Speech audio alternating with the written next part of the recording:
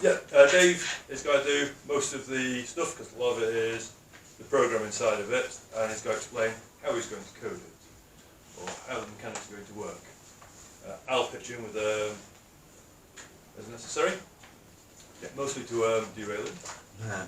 Right, so I'll go through the basics of what we are proposing at this Pubmeet. This is not going to be a huge amount of stuff, not compared to the length of the one I think I did the other year.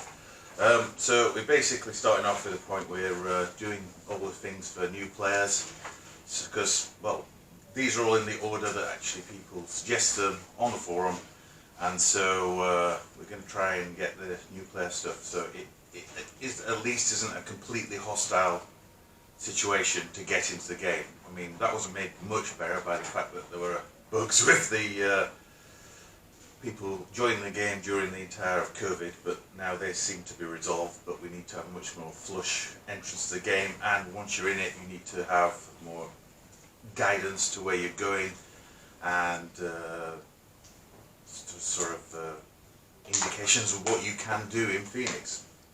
The second thing is the skills. We've been through the skills quite a lot before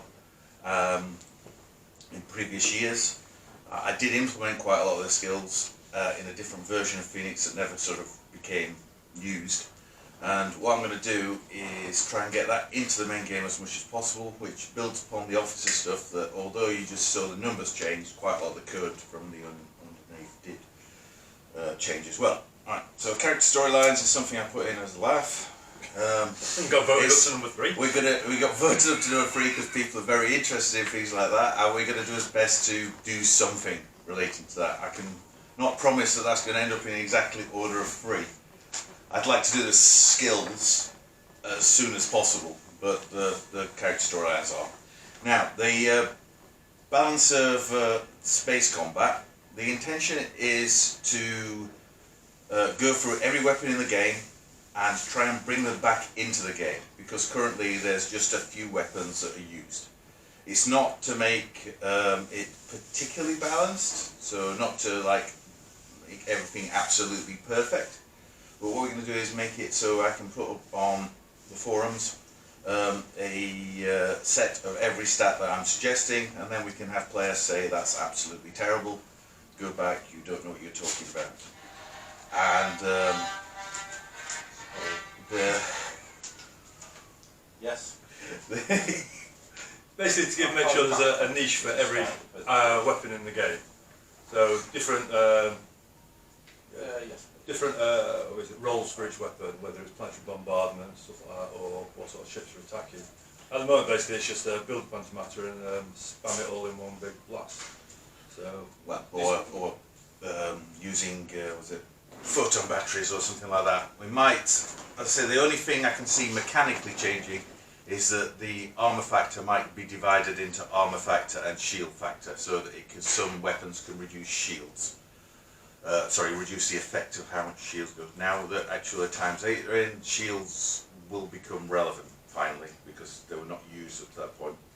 Right, so going on to the ×8 ship classes, I did actually code the whole thing for the ×8 normal. That was ready to go, but then it just started to seem completely insane. So that's not going to be done as a pure ×8.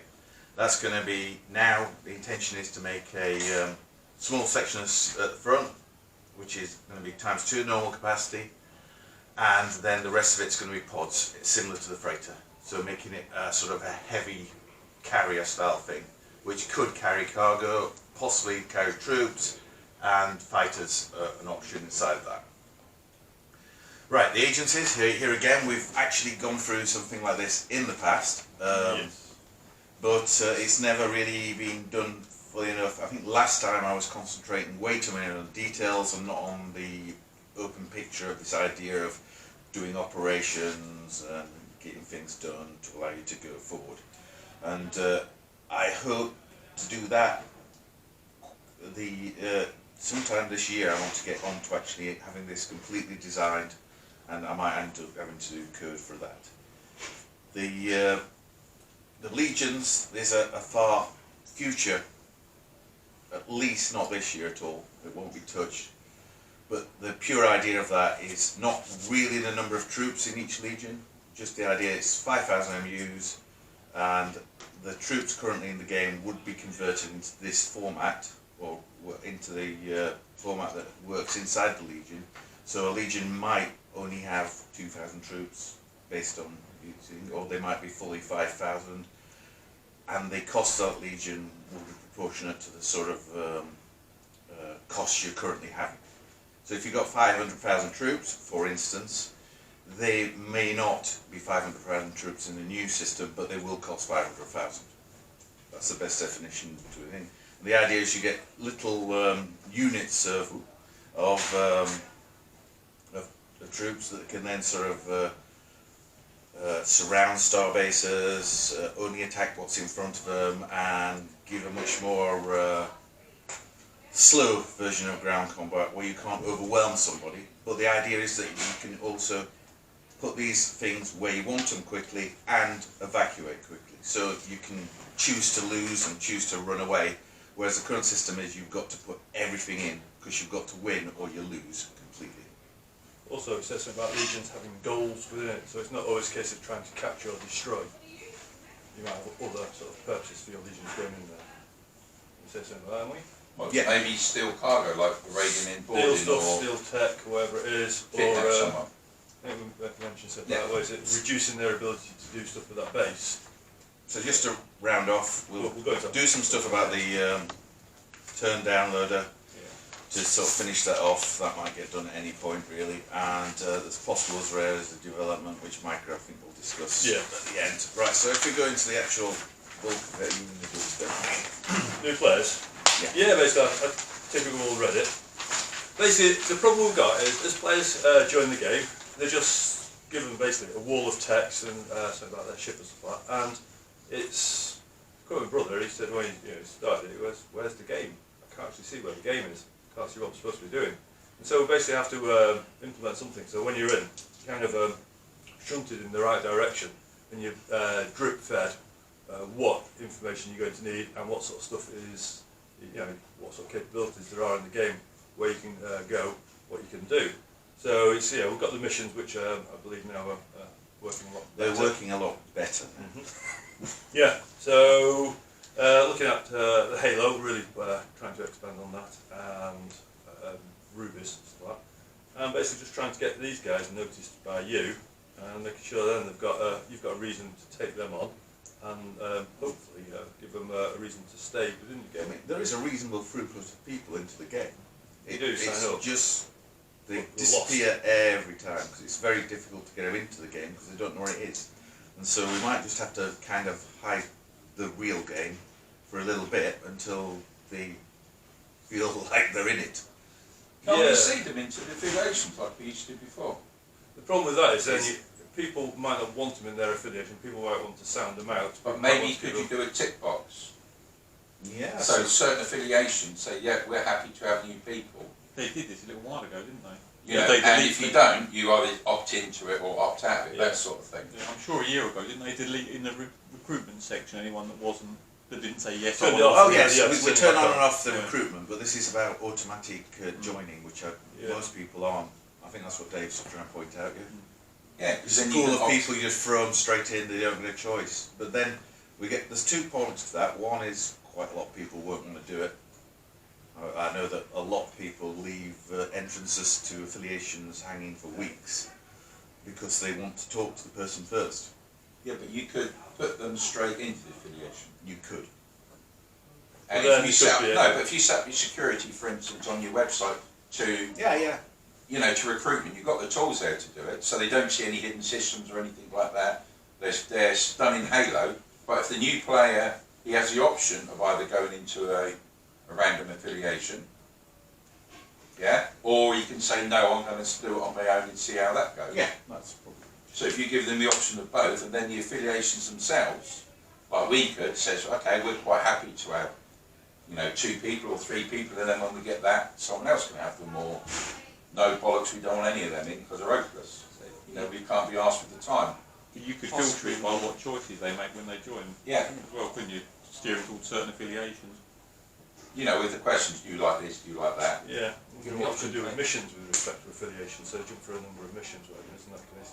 Well, it depends. I think we'll see how it goes on what to do mechanically, but that And I sounds think like the a ships- reasonable option to go forward with, yeah. I think the ships you give them as well, maybe look into them a little bit more. I mean, the thing is, Well, they need to have. Currently, what happens is, it's very slow. So the first turn is it just goes through. Steward. Thank you. Goldman. Yeah. The first turn is gives you a couple of options straight away, so you feel like you've done something. But it's only like 10 minutes, and then that's it. You don't see anything for possibly 3 days if it's at the weekend. Yeah, I understand that, but what I'm thinking is that the free ships you get, once you join them, those ships you're going to have forever. No one can take them off you. So it'd be nice to make those ships special. But you give them a broadsword as a warship, which is pathetic. Yes. It's no good in the game, no one uses them. So maybe if you give them even a 50 huller, which has the 50 TU jump, It's got more use. Yeah. yeah, and then maybe give them the option of upgrading that ship. I quite like an idea where the mission where that broadsword gets destroyed. Something like that, yeah. You could do, and maybe you give them a 200 huller later on when they develop after a year, or you know, Okay. So better. you know, maybe something ships. The normal hull ships are good because, especially where you've got the GPI in it, they're going to be quite useful. No, I agree on the broadsword because it's. And the scout bottom broadsword is a piece of it. Yeah. And No. the Carvel's not that special. The only good thing about the Carvel is the 40 TU jumps you've got on them. Yes. But they're a little bit better with the times 8. But maybe that could be an option later on if the affiliations don't want to do it, or Would it be interesting for a new player, basically, to have his broadsword, take it on a mission, get it blown up, with the final thing is to replace it with something better.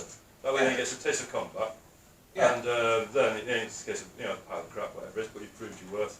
This ship is a bit better. yeah. But if at the end of your process, you give them something Okay. which they can actually use in Yeah, the that's what I affiliation. mean, as part of the mission. I like the other idea. Give them a 50 hull 100 time unit jump, and then give them the option. You can have a 75 hull broadsword, or keep the 50 hull with a 50 time unit jump. Are they going to know? That's the- But that's no, they don't know anything No. about the game. I think what we need to do is just lead them through something that leads to something that's useful. I think We've we'll decided on get the some end. combat on it. Yeah, I think so, yeah. that's fine. It's just it needs to be done in such a way that they don't need to know anything previous about the game, and we don't give them a choice to make a mistake. Yeah. Because once they make the wrong mistake, they disappear. Oh, the amount of times you choose, what is it? You give the one with the lowest gravity rating the mission to land on a planet. Yeah. Things like that. So. With your idea, Mike, you'll just have to put a check in there to make sure they haven't put the political on the broadsword when they send it to be destroyed. Like you said, they don't know anything. Yeah. Well, I'm sure we'll battle through that one when it happens. Resurrect my political mission. He becomes a junior. Right. doesn't So. Are you doing this Well, sort that of sets you up for newsletter? another mission to rescue your Obviously, you've political, got doesn't it? email Yeah. bases, new I'll put starters. that- Yeah. We can. No, I'm thinking more in the sense of giving them a bit more of the game history. Yes. Well, game history is one of the things we've got to deal with. So. It is actually, it just needs writing up. Because obviously, it's going to type more people in if they've got a bit more history to it. For example, a bit of history of the. I think at the start of the game, the main problem is that you have to read A wall of text. a massive wall of text with a wall of text next to it with a box where you can open more text. Yeah. So it's No, I'm like, talking about on the email side of it. You send them basically almost like a newsletter history thing. That they want to consider, let's say, look at the GTT. They click on the GTT, it brings up, let's say, some of the history of the GTT, some little points. And if they're considering the FET, brings up the points, this story. Do it this week in history. History. Yeah. You know that? Yeah. What they've done in the future, that sort of thing. Yeah. You What almost they've done in the set past. it Yeah. up like it's an That's all. academy Yeah. for players. They can see patterns and think, oh, that sounds interesting. look, They can- yeah, we need to complete the history so we can do that sort of stuff. Is there anything else anybody can suggest on this sort of new player stuff? Because it is more a suggestion area. If you're auto seeding them in like Dave's idea, which Yeah. I quite like, you perhaps need things like on affiliation knowledge, you need to be able to say No, I'm not doing that. that that's complicated. No, because there's no point me wasting time just because you don't want them to see something. It's Yeah, just but you like- can restrict that on your. They'll come in as a recruit. If they join your affiliation, if you've got systems that are affiliation knowledge, they've already got, they've got There's, access to there it. is no level. There's no separating the levels. Is No. there on the Yeah, affiliation? that's fine. knowledge? They're not doing anything bad. It's good. that, yeah, I mean, because the thing is, I can spend all day coding things to defend old players in the like little bastions while we don't get any more players. It's like, One point we do find with all our new players that come through GT is the first thing they say is, what can I do because I can't trade? I've just spent half an hour looking at the public market and there's nothing there. and there's nothing worth doing. Yes, So there is. is it possible? Feeder segments and Manticore. Well, Dave, I'm talking about new players. There's hundreds of thousands. Is it there. worth in Halo or wherever having a market that is only open to players that have been in for X number of turns, where they can actually buy something that's Well, worth the selling? intention is to make it so you can buy things on the Nexus and present Yeah, but I'm deals talking about better. having stuff that's actually worth buying so they can sell it and make money that existing players can't access. We can. The whole change with the amount Because of... the last 4 players we've had come to the GTT, within coming out of the training missions, I've had every single one of them message me and just go, I've just spent ages looking at the trade market, public trade markets. When was that then? In the last month, 2 months. Well, before or after we added the thing where you can sell stuff to... You mean the new order that they don't know? Yeah, that they No, don't. no, it's not. They don't have to know anything about the new order. They only have to search. The point is, currently, there's no way to search for what the best actual deals are. That needs to go in. Yeah, that's even part of it. But can they actually buy trade goods on the public market that they can? It is actually viable now, then, is it? Because if they are, then I'll just steer them all towards that. I think. Well, it depends how much people take, but there's profit on the public market currently. Because some player possibly, actually does a lot of it. Because ever since you put the trade thing on, it does lights every item up. So provided people are selling it for a reasonable thing on the other end, you can buy that and transfer it on. Okay. I mean, it might not be a massive crossover, but it's just a common point I get with every new player, where they look at the public market and they can't work out how they're actually supposed to make money on it. I know, I realise that, but I'm just saying. And then we have to basically make fake missions to do stuff, to get them involved, because they can't do stuff themselves. Yeah, so we have to generate GPI missions, or can you do this for me, can you do that move, and you get them running around doing your bidding, for want of a better expression, because they can't see a way to do it themselves, to actually progress through trade and stuff. Yeah, but literally 2 of the things on there are to sort that out. Which one is to obviously make a list of trades that you can get, and the other one is so that you can directly bid on the Nexus. So given the top trades, you can take it essentially in advance. I mean, you do have civvy trade now anyway. Yeah, but that's not really documented or even pushed through.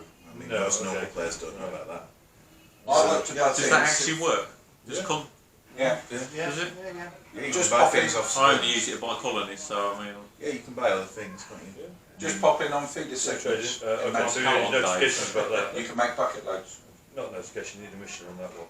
The one thing with buying from Civ colonies is you only get like one offer of one item, and sometimes To be honest, I don't know how it works, because I don't know. just use the contact Civ traders, and there's a tick box that says show me new offers. Yeah. If you don't tick that box, you don't get any of the They're probably type missing that then, aren't they? luxuries or whatever. Okay. I think part of the problem with that is when I've tried it is you only get one item, and you're going to wait 2 weeks for that to expire before you get the next item. Okay. And the So then you go and buy that somewhere and come back and sell it to them, basically? Yeah. Right, okay. But you still need somebody who's prepared to buy it. And yeah, at least the supply is there that we can't let. Like, as somebody with a 6,000 capacity ship, I can't go in and just buy everything. And the new player's like, well, what am I going to buy in the trade markets? We can just buy off our own bases and ship it to our own app. So getting a supply of goods that only the new players can access, or individual This is what I was players can talking about, access. yeah, something that makes it viable for new players. Yeah, but it's like when you do the order, you only get the one item, then you wait like 2 weeks for another item to pop up.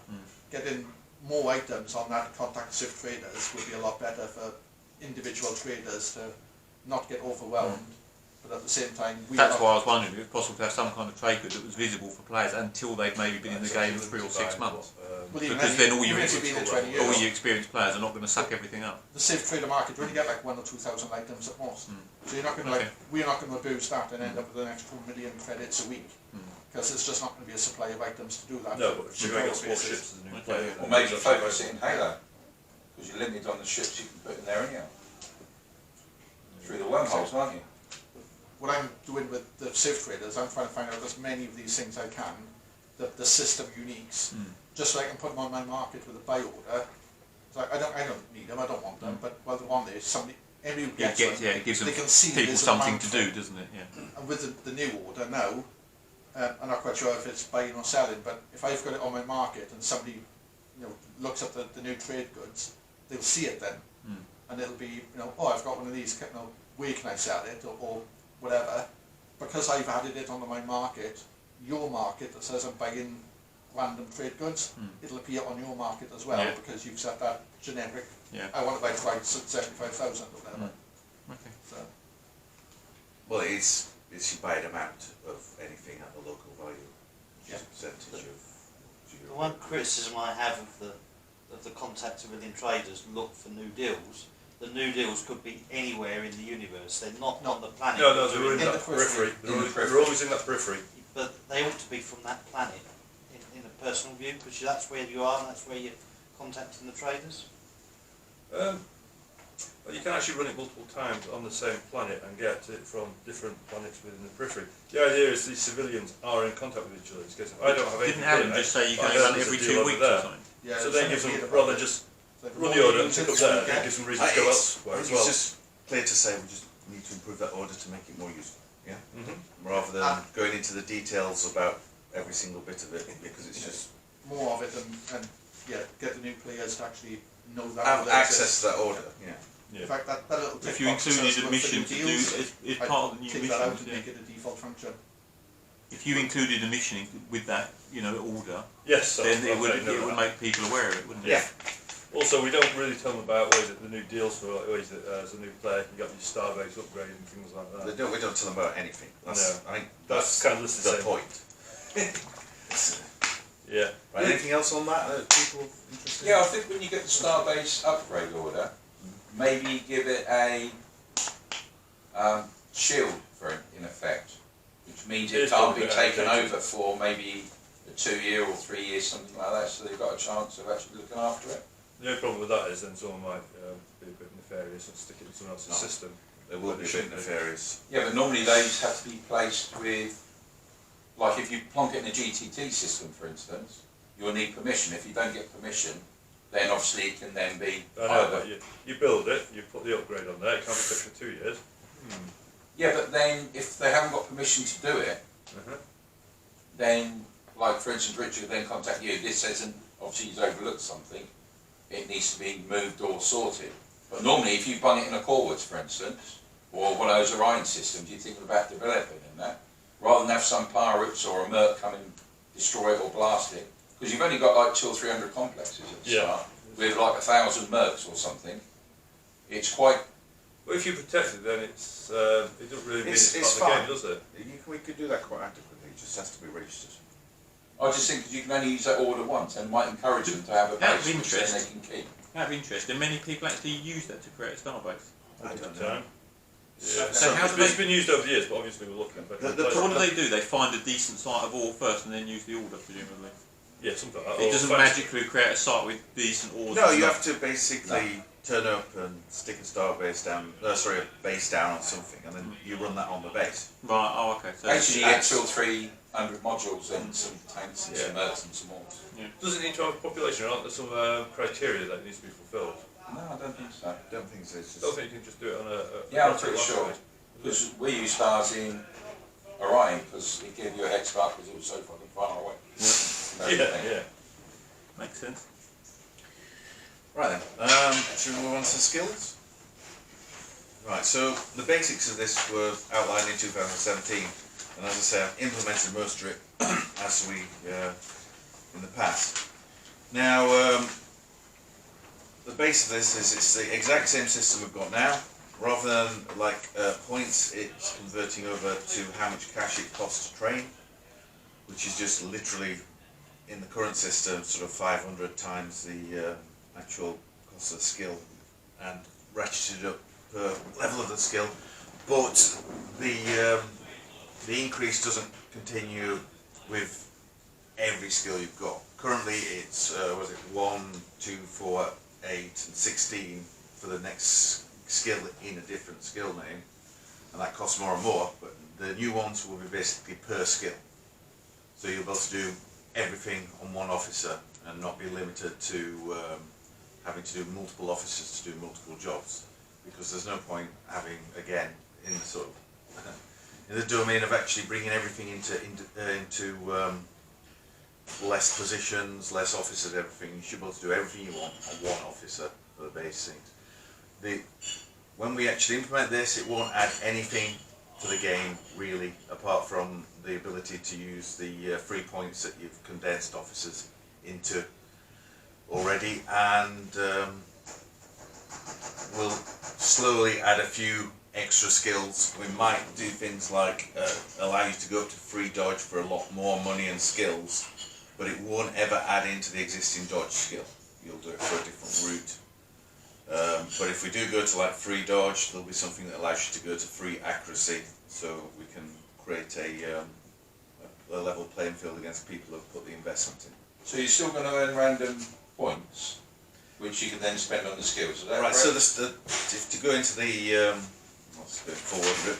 To go into the experience, essentially, yeah, you'll probably not earn random points on skill on ships. So no more leaving and entering orbit 1,000 times just to get a little bit. You will No, I understand that. similar stuff, I think, but no one has ever done the that. one thing Not that you never. will, the one thing you will Till do Monday.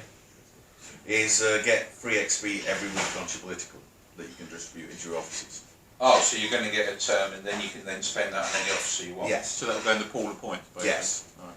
The idea being that you can do all this all going in and out of orbit, but generally speaking, it's no cost other than running silly orders. That could lead to thousands of extra game orders being run every day, couldn't it? For no reason, and it's not so much that it's difficult to run them as on the game. It's just it's not really adding anything to your ship when you go in and out of orbit, as mentioned. So we will allow XP for things where you're actively doing something, but that will not be Like blowing things up yeah, blowing things up and so on and so forth. and getting blown up, you get experience for that as well. Yeah. We don't give XP for missions, do we? No, but we can start throwing XP out when it makes more sense. Currently, because the officers are the way they are, the skills aren't massively used except outside warships and wanting to jump. Is that right? Trade as Yeah. well. Trade, yeah, because trade level 3 and 4 on a times 8 freighter, you can trade for 1 TU, can't you? Yeah. Okay. So I think things you like can trade that. for 1 TU anyhow on that. There's I'd two. say, right. Those Two. yeah. But Oh, if you is have it two? trade level 3 or 4, you can trade for 1. I know sometimes kick players into touch with the driver with special action without an experienced officer on it. So the general idea is to basically only, even though you're going to have these bigger times 8 ships, you only really want us to run 1 officer on each ship. Yeah. I mean, you can run two. I mean, there's No, nothing I for all don't know why, reason. but I had the idea of obviously having more valuable ships, having less ships. You'd maybe have a little team of officers that have different specialities, but there's no point to that. It's just going to increase your wages effectively. No, it'll be the same. Yeah. That's the bottom line. The wages of okay, it'll increase your wages by 5. Yeah, but there's no benefit to doing that. You might as well just have 1 officer with a gazillion skills. Except basically. he might get killed. That's the only thing. And it's nice to have a captain and a weapons officer and a navigation. Oh, see, I prefer that, I like that. but that's a idea. personal thing. But that's the point. It's a personal choice, yeah. It's not Sometimes it comes to forcing ships you're you. running the game. It's not forcing you down the avenue of going right. Okay, you have to have lots of different officers. Yeah, that I don't know why we did it like that originally, but that's what that forces. It can allow you to just have 1. Yeah. But maybe 2 is a sensible thing for a bigger ship, or 3. Yeah, and the initial cost of actually training these after that, you won't be paying per week any additional cost. Not for the standard officer skills, not for most other skills we'll implement. There will be for some things which will increase the cost of the officer, because the skill you've got on board there is very valuable. And I don't like the idea of you getting something continuously without something to say, this thing you've got, it matters. Well, can you not, as the officer gains in skill, can you not increase his wages? Yeah. It becomes more important. Yeah, he's on about that. But that's what I mean, Okay. yeah, you can increase his wages, but I'm not talking about doing that for everything. It's just this idea, if you get something that's very good, you don't want to, turn up with 30 of them after 10 years because they've been amalgamated. I mean, if you've got an officer that's got 30 different skills at +4, he should be paid more than an officer that's got +2 accuracy. Yeah, but I don't want to get to the point where we're going, oh, you've got that officer and now you're like crippled by costs of paying for it. Yeah, I understand that. I don't like that, but I do like the fact that maybe, you know, you notice that this ship is, what was it, charging you 100 per officer per week, and there's like loads of officers on it, and you think, oh, why have I even got these? And I like the idea that you go, oh well, we'll get rid of them. You know, giving you a reason not to always keep everything 100%. What about officers in legions? But far few. Yeah, the officers will, I'd expect every legion to have an officer. So that just, and then we'd probably have commanding officer, yeah. Yeah, Those sort of things we actually have it, like we did with what's it called? Volkvar. Basically, yeah, you give them what is it? Vastly superior capabilities in I'd combat, but there's Oh, only it one was fucking person. awesome, wasn't it? I'd expect for the Legion stuff that you did have one officer per Legion, and also you might have a commanding Legion with like an overall officer for everything underneath him. Yeah, I've got a command Baron with section. 100 space damage. Yeah. This pool of Only one person. experience that goes into the political every week, Yeah. is it cumulative or is it reset every week? Because if you're trying to schedule a ship in to get the officer trained base, All right, so there's no requirement to go to any You base. can train to him anywhere now, you can train anywhere. or you will be able to. The idea is just to make it easier. I don't see the point of like, I mean, for some reasons it makes sense to do something like maintenance. You've got to go to a maintenance complex. It feels like you're pulling ships Yeah, away from better stuff something like that, that that they don't, you know, to make it actually matter. But like to pull you in to do this officer and you've got so many ships and it becomes more. There's a level where you have to stop and say, okay, let's make it easy to do things. When I send something to a maintenance facility, I also look at the officer and see if there's any worth training them at the same time. I mean, the other thing is that I'd like it so that we have something that can create an officer template online, yeah, similar to a ship template, and you just basically go, right, that officer has that template. Every time he gains XP, perhaps, or you can probably take the other one as well. Every time I gain, the political gains XP, train towards that. You know, with options on First how point to spent set. here, second point spent here, Yeah. etc. etc. So it's just got a list Yeah, of so you skills. need to have an affiliation template for like a warship captain or whatever. Yeah. Yeah, And then or- every captain that you choose will work towards that. And when you add that template, you'll probably add it under this idea that it's when he gains XP or when you know you've got free XP on your political, because you don't really want to drain your political of free XP for every single officer you've got under your command. Right. So what you're saying is basically you just say, send the XP to that ship or that officer, and whatever then it'll just check the officer to see how that's going to be spent. So would that be like on an Nexus page effectively, that you can drag the experience over to Yeah. a given officer? Oh, we're going to have a next page of officers. Yes. Say where they are, what they're doing. I know. It is one entertainment camera. It's tiny. Yes. We should be putting all the officers on a Nexus page and putting through the XML. That shouldn't be too much difficulty to do. It's just a case of getting around to it. I'll do the XML soon, and I'll do an officer page as soon as possible. And the ability to sort by system and ship Yeah, and yeah, that sort of I stuff. also like somebody mentioned on the, I forget who, was it Drax? Who mentioned about doing sorting with various categories. What was that one? Sort by ship in periphery or ship in system and so on to give you a more possible sorting. I don't know how Two levels of sort. Yeah, I don't know how easy that is to do from the point of view of making a list that does that. I'll have a try and see if it works or not, because it seems like a good idea. Anything to make it easier. Prison officers. Oh yeah, that's what I was going to bring up. Well, that's not strictly what we're talking about. Go on, Dave. Oh. Is there a way you can actually, because at the moment when you interrogate them, I keep getting this, there's a memorandum on this sort of thing. You can't, Oh, moratorium on certain ones. yeah, you can't do it. So what the hell can I do with it? Right, with those ones, what it was Kill 'em. was when we first brought in the interrogate officer, so you can basically bring them over to your side. There was a big hoo-ha from the players, which is these ones are already, already been captured and refusing to give them back. So that moratorium on those ones was basically like, they're the ones that you can't convert, you give them back to your affiliation, sell them back to your affiliation, or just delete them. If the original affiliation doesn't want them back, just get rid of Yeah, them. but a lot of them, the affiliations aren't here. No, delete them then. Well, you can't delete them, can you? You can't just sack them. No, they're officers, you can't sack off. I don't know if you can retire them. I haven't tried No, that. you can't. I tried that. I I can't did the retire retire. prisoners. I did Right, retire all find the out 800 retire. officers the other day, and it You up kept your prisoners. and it didn't, yeah, including the prisoners, and Right, it did all the I'm ones sure for they're not- miles. and I'm It didn't do paying- any of the prisoners. And I'm That's paying them, all the cheeky buggers. Pay him as well. Yeah, you're paying them and all. Right. Is that? I don't know if that's one of my custom codes or one of your hard codes.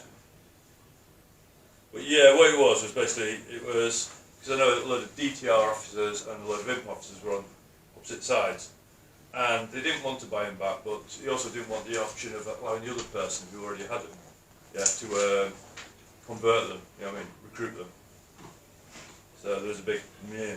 So the agreement was, well, if they're already in another affiliation at this point, then a moratorium. You can't basically you can't recruit them. So sort them out, return to your original affiliation, or remove from the game. I'll just modify the existing retire to retire the prisoners but not give you the skill. That's it. What prisoners? Prisoner So officers. retired prisoners, but it won't give you any points Yeah, you won't get it. unless you have paid them. You know, okay. So the Well, idea that's is you're different. supposed to Yeah. offer them first of all to the affiliation that they came from, try and get some stars out of them, or get rid of them. No, that don't work because everyone's got so many bloody officers now. It is with times 8. We've got them coming out of our ear holes. I retired 800 this week, I think. Yeah. You've got so many officers, that ain't going to happen. You're a kind of special example of where Imp's officer pool got called into you. Right. While we're on, Do this bit. just quickly before you go on Sure. officers, while we're on prisoner officers, I know I've mentioned it on the forum about how easy is it to code it so prison officers do not come under pick up item type officer. That's on the list of Okay. things on the forum that I'm Because doing. doing 200 ships picking up an officer and then No, having to no, go and no. find 15 that are now captained by a prisoner is a little bit annoying. I think they should have took the ship off you personally. I thought that was quite funny. You know, I mean, you could have kind of Just a little bit. you could have done some sort of really devious game from thing where you then had 15 ships run off basically, and you have to somehow try and go and capture them. No, the That'd be quite interesting, wouldn't it? Plot lines. I mean, there's a bunch of like 20 things on the forum, and that's one of them. Yeah. Right. I try not to mention it too often, but about every 6 months it catches me out, and I feel frustrated again. Yeah, no, that's. What I'm trying to do is that those 20 points are going to get done first. Then I'm going to go into the skills, and then I'm going to start the skill stuff, and then start trying to do the. That's alright. If I know it's on the I'll lump out the new player stuff. I'm not going to do all the new player stuff at once. I'm going to try and keep coming back to it.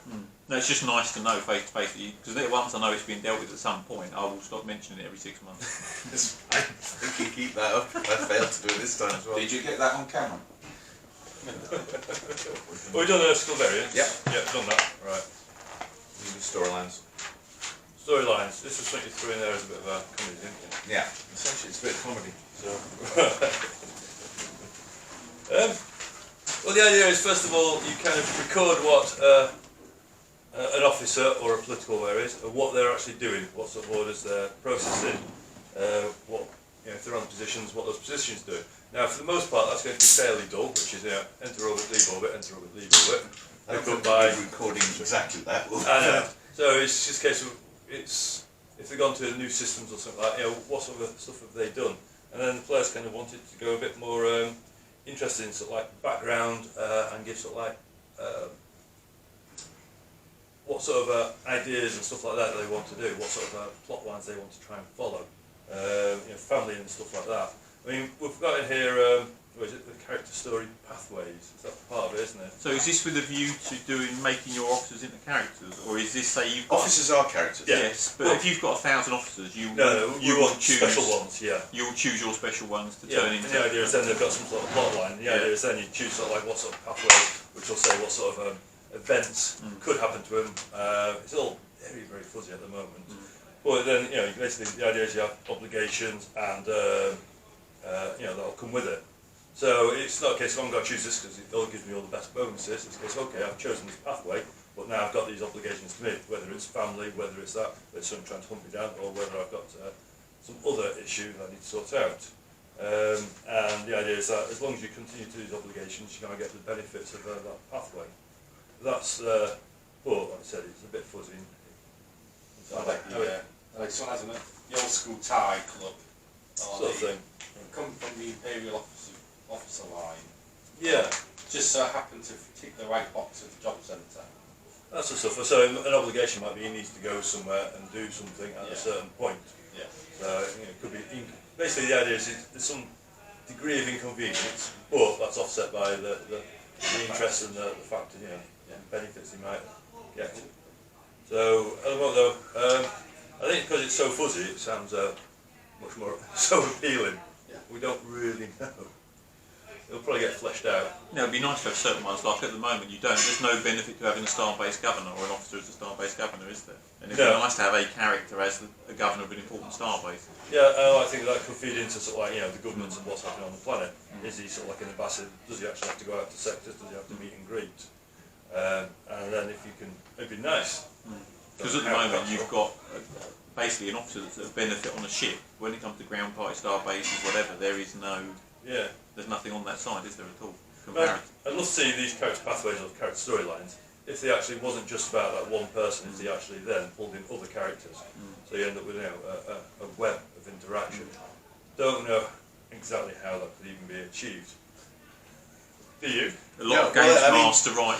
No idea. Well, the faction thing's a similar thing, isn't it? We can create factions throughout the game, and factions kind of exist already, but actually giving them desires and fears so that they can actually do stuff, because that's generally what people are motivated on. We want to take this planet over, or we fear people coming into this system, or stuff like that, so that they can interact with players based on that idea. So they don't do much themselves, but they can interact and make with players to ask them for requests for maybe, I don't know, troops to do something, or they need certain things dealt with in the system, maybe against other NPCs. Similar to that though, you mentioned the AI tech. I mean, obviously with the governor type role, I mean, could it work as if, let's say for example, you've got this NPC character at say base, and you can say to them, okay, I want you to build up, let's say, infrastructure, say mining, whatever else is. Take like a little top, guide him to what you want him to do.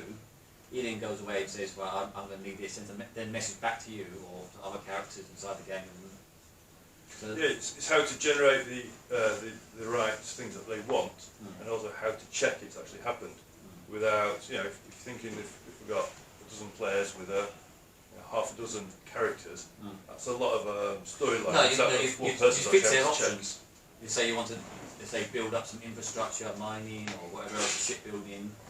Maybe limit it to your politicals. I'm going to play with a little bit with the GPTs, because I know exactly how they work, and I know how to do all the interfacing and all sort of thing, but they're moving so quickly at the moment. I don't know if you could actually... to one per political level. So if you like the bronze, you can have one of the things. If you're silver, you get two. If you have the gold, no, I don't mean that. I mean like the actual technology currently to do with AI is moving so quick. You might not have access to a service that you try and base something we're going to do for years on constantly. So I don't really know how we could put it in there. I mean, at the moment in the real world AI stuff, people design stuff, and 2 weeks down the line, that company's totally destroyed because somebody else did the thing. And that can work the other way. Is if I design stuff based on, say, anything that OpenAI does, that could be gone next year. So unless we've got our own, AI on our own server. I mean, we can. That's starting to happen, but that's a bit of a messy thing to do, and that would allow you to do text processing definitely.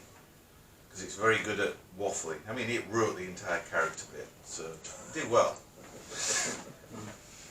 Trading as well. Trading, to me, a bit of a mindful, a bit of a hassle. What goes where? There's so much trade business, so many different locations. Well, that's just a case of me sticking it on the forum, on Nexus, and deciding which deals are good, more than anything. The only way this could work, actually, the way the check stuff right, if it's player regulated. He's on about ways to do this, sort this out, get this level up there. And if it's someone else, another player's character, or another player, actually checking the regulation or something like that, that has been done. That's the whole interaction between the players. But that's more of a sort of well, there you go. Yeah, a different version of a business system. Yeah. mean, you do that anyway, don't you? When you give out missions to players, you know, go GPI this world stuff like that. You're checking that they're doing it. So, Well, you hope to get some results back. Either they come back to you and say I've done it, or they just vanish and that's the end of that. And then you have to reclaim your ships. Yeah. We how probably about should. auto reclaim on ships? We- No, we've got the. You've got Civi reclaim Probation. thing. Yeah, not about that. More about basically like if you lend a player a ship and he just goes dormant, you get to. We should probably have more things on actual players. Yeah, new players. To Yeah, so help like, monitor. give you a ship. It's on probation for 3 months. If it hasn't moved, within a 2-week period, it comes automatically back. What Does was it? No, I'm saying Oh, okay. that sort of thing. Would that be particularly useful? I think most useful would be when they last logged in. Yeah, knowing when being able to access their last login date would be useful, wouldn't it? Because that must be quite easy to show that on the forum. Oh, it's isn't it? there. I mean, every time you send a mail to them, it tells you You when send they a last message, logged in, it tells doesn't it? You logged in whenever. So it's a bit of a. So it's already there. So you just need to make it a bit more visible. Within your affiliation, you should be able to see on your affiliation page. Because if you're all busy, it's quite hard to spot sometimes when somebody that's relatively quiet already has got a bit more quiet. Do we have an affiliation page? There you actually see all the players in their affiliation and gives details about them. How many ships they got, how many bases they got, how many sort of stuff, and when the last one did. Well, that's When when the last time they sent turns. It shows all the members of your affiliation on your political turn, doesn't it? That would, Yeah. it would be kind of useful to have it there if you added the dates there. Well, if it's like I say, it's on Nexus, then it can be up to 8. Mm. When did you last submit turns? When did when did you last log in? That sort of thing. It just gives you something that you can prod them and check in on them. Yeah. They're Yes. still enjoying the game, more importantly. Yeah, That's what they need. exactly. Keep them in the game. What did they last do? Sort of It gives us a chance to help them stay in the game rather than just quit. Yeah. So if you knew actually what's happening as opposed to. thing. That's it. Yeah. Right. Are we done with Is that on new players? We should stuck that on new I've players. stuck that. You've stuck it on. Currently, if you tag someone, is there a way to tag someone in a post so that it actually like it will generate some kind of message for them? So Notification for them. yeah, because it's like with new players, if you want to go, new players, you need to know about, the what was that the thing with the supermarkets? Look for new deal. If you've got people struggling, if you write a post or a reply and you actually tag them in, rather than logging in and wandering around, if they actually then get drawn to the post that's actually solving the problem, that could be useful. That's It's not tricky. It's just I think it needs to be done along with an overhaul of the front end completely. No, I was just such curious if it that was vulnerable.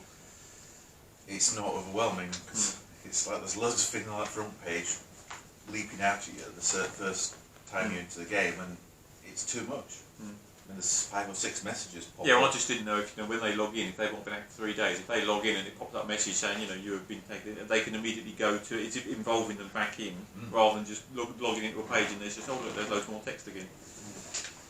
Also, Right, so some it's information all- about what their affiliation is doing.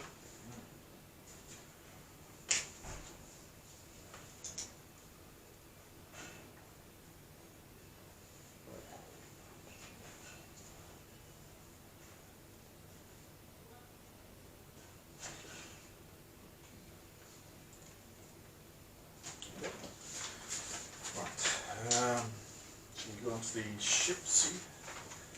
Ship class. If someone doesn't log in for a week, for example, is there a way of sending them an email to, is everything alright? We do that, but I You mean, do? when on the initial players, we've got like 3 emails to go out. But yeah, that needs to be tidied up because they're rubbish. But these guys, we can't then follow it up if we're only actively making them logging in. No, once they've got logging in, they're gone, aren't they? Yeah. I don't know how much we should tie that into people's emails because Harassment. GDPR, yeah. Come back or else. You probably get done under PDR, wouldn't you? Yeah. I don't think so. Well, yeah, there's a small app one. It's like If I'm not, notifications the thing. problem is, you see, if I'm not disclosing their email and I'm just sending them an email from the site and they'd already agreed to an email from the site, which they may not Yeah, have. that's fine, but if you then give it to their PD, the email, then you'd be breaking it. No. If you add an interface inside the game that says send email to player, yeah? Oh, and it via did the not game, have, yeah. it would No bypass. visibility of it. Yeah, So they'd have the choice to come back to the forum to do something. yeah. But to be honest, because in GDPR you're not allowed to click those boxes automatically, Most people won't have a allow site to send you stuff on, I believe. It's getting a happy medium between not wanting to lose people and harassing people that genuinely don't want to play as well. isn't it? Well, also, you're not allowed to automatically tick that because that's GDPR, unfortunately. Any of these guys that they have, handle that, but they can just pops to the site and pulls down any information, any messages. Yeah, there's a million more things we could do that. But anyway, we'll go on to ship classes unless there's anything else to mention in the character stuff. Right, so the first thing to note is that the times 8 carrier, it's not particularly a times 8 carrier, is going to be pretty straightforward. Just like an extended front end, a times 2 section to it of the normal ship, and then just the ability to add pods like you would have done on a freighter, but they'll be like fighter pods, cargo pods, and we might add troop transport pods and so on. They'll just be smaller and more armoured than the freighter thing. So if you do want to like run around with armoured freighters, this makes a possibility to do that. Can we install pods yet? Yes. You Can really you ordered pick to do it. Can you pick pods up without having to use pool of points? Yes, that's on the list of Okay, the cool. 20. That's on the 20. I knew it was on there. Yeah, okay. Why do you give the normal hull double the space? Double section at the front. Yeah, why? Double Because the internal Because you components. don't do it with the light. no, we with the don't. merchants. The reason to do that is that I felt that it needed more defences than. More shielding and stuff like that. So Yeah, but in a normal, if you're not going to fill it full of weapons, you're just going to use the pods for your carriers, Yeah. and you're not going to need all that extra space. You will for all your shielding. you will because Defences. right. There's two parts to it. With the More freighter, fighter bays. with the freighter, it was sort of considered that it would go slower, yeah, in terms of land, and it didn't need to land and things like that. So you probably end up putting a lot more engines in this and things like that, because it is 8 times heavier than a normal ship. So a times 8 normal hull ship with freighter pod will be able to land on the planet. If you put enough engines. That makes sense. Okay. But obviously that's why it's got to be times 2 at the front, because you're going to be putting a lot of engines and Yeah, potentially also might be shields. legions. Yeah, no, I get that. Yeah. Yeah, you might be legions in there, or something like that. So But that's in you the want pods. That'd be in the pods of legions. Yeah, well, I mean, so you might still want to land on a planet to drop loads. Yes, but I If it doesn't just drop on the So if you don't make it heavier, then you wouldn't need to add 2 times. You just keep it as normal. well, You haven't got the space then. There's no space. Yeah, you have normal space, but you'd attach the pods, which would make your things. the pods, weigh something. Yeah, but you'd be able to use your high G landers and CAS landing places. I mean, even though the times 8, like Yeah, but if you ships- make these pods weigh Oh. nothing, I see what you're saying. You with me? Because they're cargo.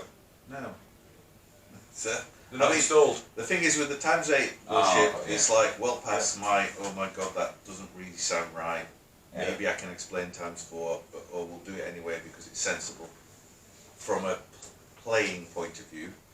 But we're not dropping weight on things, otherwise the whole thing becomes crazy. I mean, No, it but is you said like reasonably cargo. well stuck together. Okay. The other bits are the sort of So- upgraded. In theory, you put armoured cargo pod, but there should be an armoured passenger pod. Yeah, possibly. There'll be a whole Pod. selection, Yeah. presumably. Yeah. This is just the first 2, like I suggested when we do the freighter. We'll put these 2 in, and we'll see what if this works out reasonably well, and then maybe we'll put in some other ones as So how well. many pods will they carry? Just Same, one same or- as freighters, Yeah. 1 per 25 horse.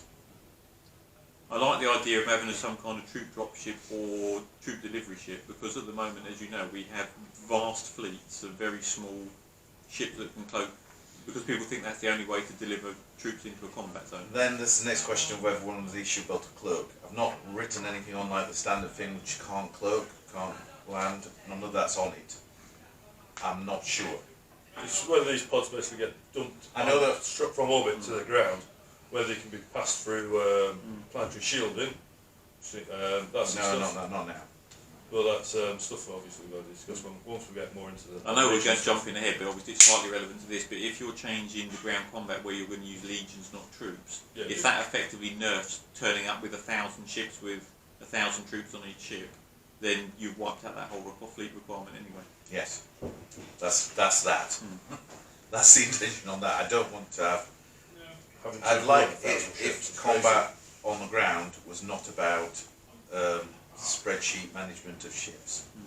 So that's a bit mad. Because that's kind of become the only way to attack a base, is to cloak in and with a gazillion ships and deliver loads and loads of troops. Well, it's still going to be that way though, isn't it? Unless you're going to clear the orbit. No, because when you legions come in, Yeah, you send in legions, you only need to send in so much because it's a time thing. you It's won't, not. you won't have 1,000 legions, so Yeah. you won't need 1,000 ships.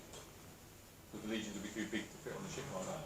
Yeah, so the idea is basically you can send in a small quantity of that and basically just get the ball rolling. And these combat might be going on for weeks and weeks because they've got their own agenda, what they're trying to achieve. Yeah, let's not It's not just bleed too far over into explaining that right now. Exactly. I will go through that in the Legions bit in a second. So if we go to the upgraded ships, does anybody see any problems with this idea of doing these? Because this is again just to try and roll things into one ship and not have. It's kind of all your kittens, dropping off 1 million kittens over Yeah. one planet, Yeah. you'll have to GPI and then hoovering up the stuff and they'll fall to pieces.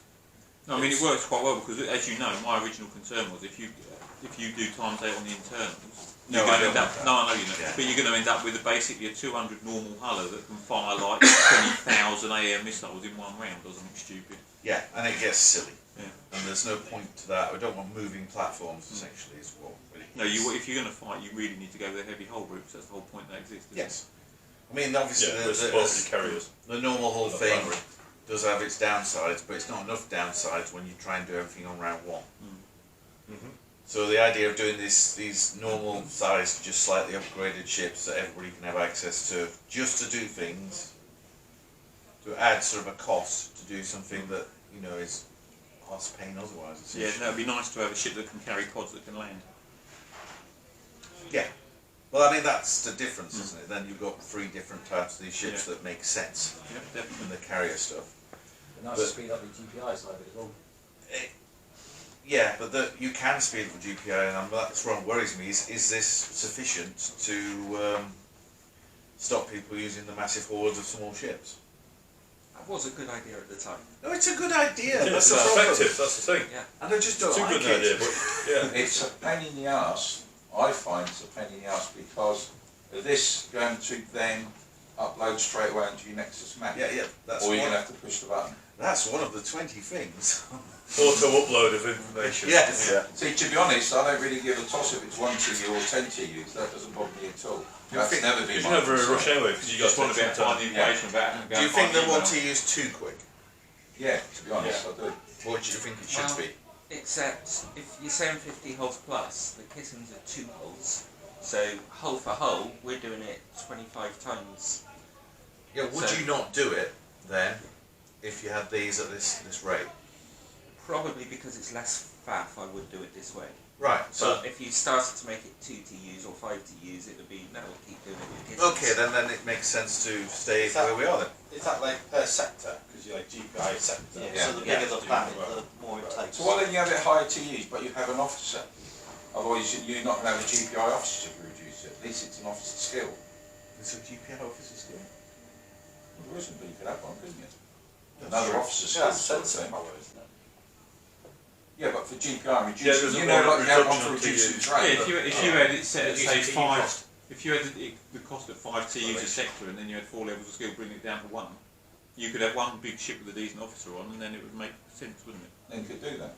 And don't forget, that's going to be 4 times or 3 times, depending on if you're doing uncommon, rare, and It's all on the the rest of sector it. as well. Okay, so I'll pop that down to have a think about whether that's better to do just with an officer than with Could you not, sorry, just to interrupt, but could you not just roll that into the exploration side of things? Well, the exploration officer skill. Yeah. Yeah, so we don't, other than it's used in special actions, it doesn't actually have a purpose in the game at the moment. Yeah, well, we could probably do that just a bit. As I say, I don't see a point of But you got the making variant an skills upgraded anyway. ship don't if you? it's. You got the variant skills anyway, I think. But the surveyor thing still has 2 things that are not really doable, except by adding something into the game, like scanning the entire system and planet probing the entire system whenever you want, which sort of adds to it. That seems to make it too easy to me, personally. Maybe you can do it already. Can You you? just have to, Alright. what do you mean? You can play plus. No, I mean you just don't want to push a button and just get all the information on basically the data for the whole You think it's on every planet, without even having to send someone to go and have a look. Kind of thing. You think someone's just got to stick a ship in each system and keep But- banging that button every day? Yeah, but people do run ships around systems every day. Yeah, no idea. But at least Yeah, but- they're actually doing it. They're not just. Pressing a But button. you'll never see them because they're so small. Yeah, but you're putting the turn in to do it. So that person. Yeah, but you can still catch them because you can still put something in with sensor power and tractor beams, and if you want to be awkward. Sensor nets. If the guy's going to do it for 20, 30 systems, then fair play, he can get the information, isn't it? Because he's got to put the orders or macros or range to actually physically do that. If you're just putting one of these ships in every single system and then put on a macro, scan them every single day, then that's easy. Everyone's going to do it, aren't they? Yes. My only concern is if you make it too easy, it makes it hard. It makes it too easy to catch people that may be up to no good and stuff. Because to be honest, I don't control all my systems every single day. Yeah, I can't be asked to do that. And then look at all the orders and that for it. But if you make it easy by having one surveyor, which can then do them and Right. Okay. Let's get rid of that then. well, that's my view sort of on it. No, the problem is it's marginal. If you don't want to have it so it reduces effort within the game over something that But essentially some things sends with effort ships out. directed on a particular purpose is good. No, absolutely. But Remove the faff on the day-to-day things, I I think. think the faff is necessary. that's fine. Yeah, no, Yeah. that I'm not. Yes, I agree. certain needs to be in the game, is what you're saying. You need an element of faff if you're going to secure your system and keep an eye out for undesirables. Yeah, don't can't you? make it too easy, or else it all just gets locked down. Otherwise you can have just 3 ships in one system. I don't have a problem with the planet group thing, to be fair, No. because that you can kind of do already by a big enough ship. Yeah. So that can stay. The surveyor can stay, but actually most of it's gone. So maybe both those are gone. Never mind, they last a bit. I think you need to keep surveyor, definitely. The GPI thing, because I've got 50, 100 kittens, Yeah, but no, I and, can, and we can 5 surveyors will replace that. we could just add it into an officer And, skill. and if I wanted kittens to do something that Dave doesn't need to know about, and he's one of his We could systems, just make I'll it. still use a kitten. We will Let us still swap just some make it. kittens for We'll skilled just make it an officers. officer skill Yeah. for the GPI to reduce the GPI on a ship. Yeah, so Still you just think have a should be big minimum ship ship with size of a 20. big ship with a GPI skill can just smash through the sectors at once a year or something. And you Yeah, but haven't the got- thing is, we Then it might makes it have, if there's 30 rows on the planet, we'll have 30 kittens doing one row all at the same time. Yeah, but then you've got the math. Whereas Put in this put is a 30 surveyor orders. will just do the whole planet. No, we've got a With one spreadsheet ship. that does it for us. Right. Don't worry about that one. I'm not. I'll decide what to do about those later. Right. Just before you move on, Yep. I don't understand the system scanner. What was it actually returning? It'll just return a scan of every location. Entire system. Well, isn't that what the planet probes do?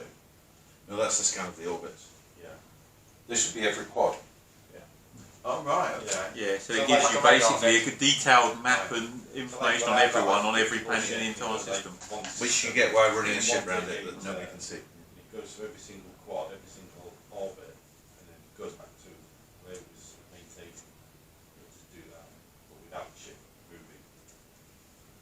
To me, if that was in, that should be a complex, not a ship utility. Well, it was a complex years ago.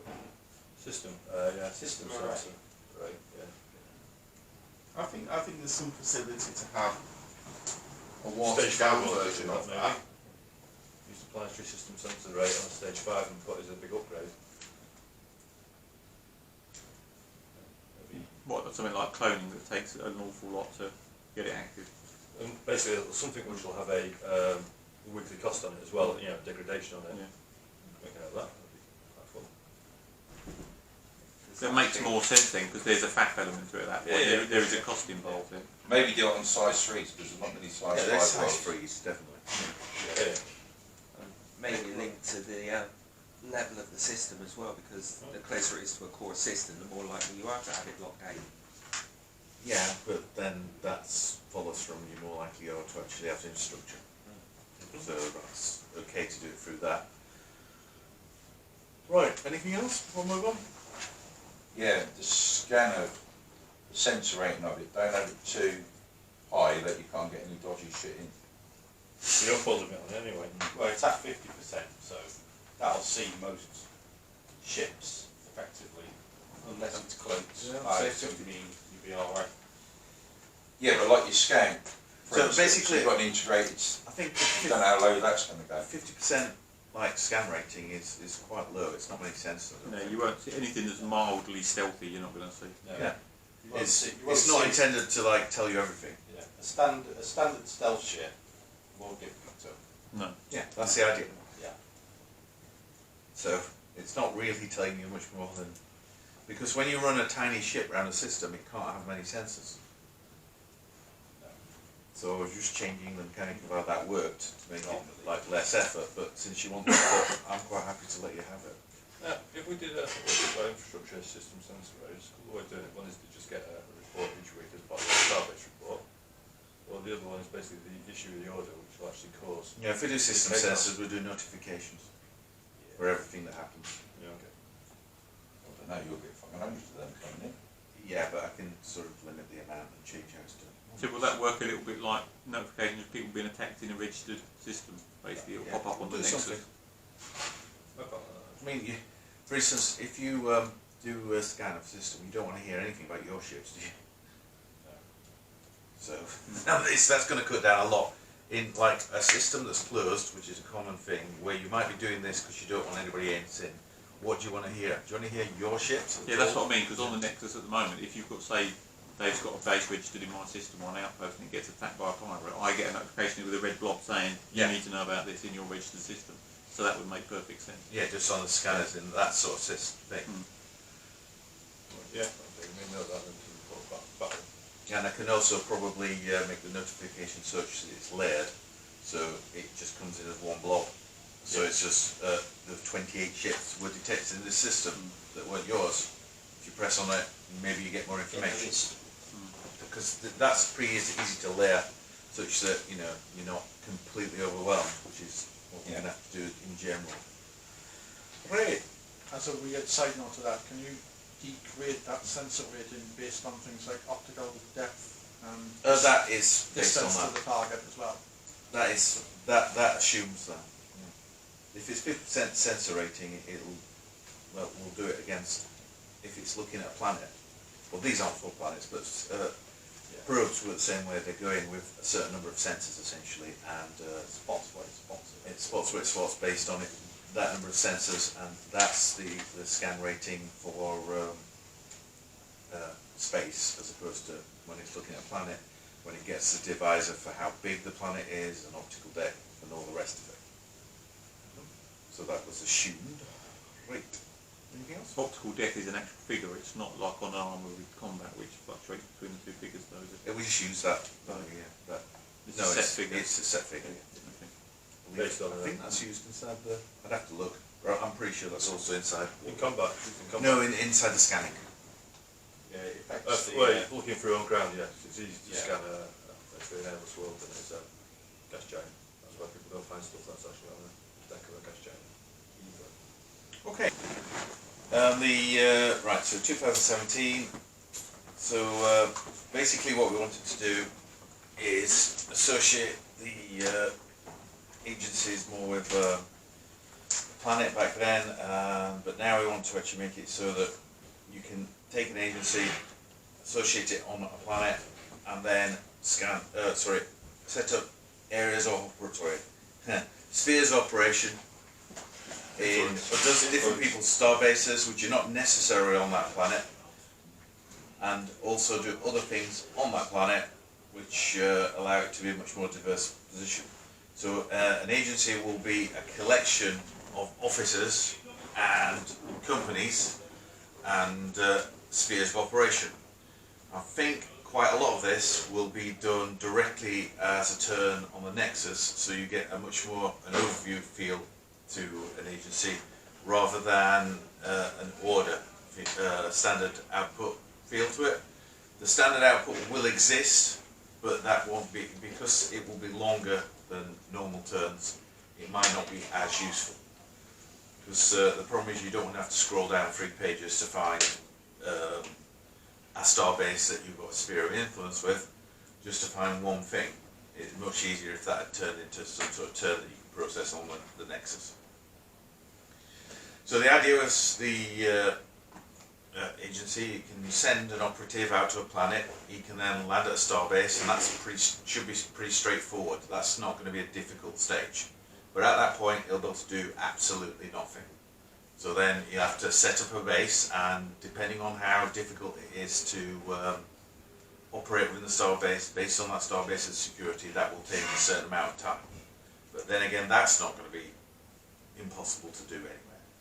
And the whole premise behind this is that you can always do things that just take a lot longer, and some things will be detected or flagged up to the people who actually own the starbase before you actually get them done. But at the same time, you will be told that's happened. So it's an idea of actually creating something that is not percentage based, so that you don't just go, oh well, you know, I need to do this 10 times so it works, because the percentage chance of it happening is 10%. It's more, if it's difficult, it takes longer. The longer it takes, it might be found. If it's found, the other person on the other end of this action has the opportunity, through being notified that things are happening, to react to it. And then you have the opportunity to react to their reaction. So it becomes an interplay between people, rather than a just roll the dice, oh, my officer's died, no reason. On the other end of that, that's all people see, but I want to make it so it's a interplay. Not a, oh my god, something suddenly happens all the time. So an example of that would be if you're trying to assassinate someone, basically there'd be a breadcrumb trail. This is basically setting up his operations, spying out stuff, his activity, you know, maybe noted in the base, and you'd be having to pay your guy to basically, you know, improve his influence and get himself in a position where he can murder someone. And to actually get these operations going, they'll always have sort of say a guilder requirement and an influence requirement. Yeah. And you get the influence from gaining contacts within the starbase, which are fixed. So either side might actually, in a starbase, there might be 2 or 3 people in a starbase looking on this agent thing, might actually be dealing with the same contacts. But they can pull those contacts influence up to a level where they can then use it in the operations to actually complete. And the way to get that sort of thing would be to actually, you know, you can quickly get these things by dealing with the contacts, sort of the seduce and trap, bribe and all this sort of thing. But obviously, if you threaten a contact once, it might work. If you do it twice, and then it slowly becomes less relevant, you know. And if you, kidnap their children, you can't do that every week just to get the influence up. It becomes a bit, oh no, not the children again. Also, back to that thing about ways of assassination. Obviously, if you say, well, what if assassinate an officer, someone's just got to pull the officer straight out of the starbase. So it'd be like, you know, assassinate the head of production.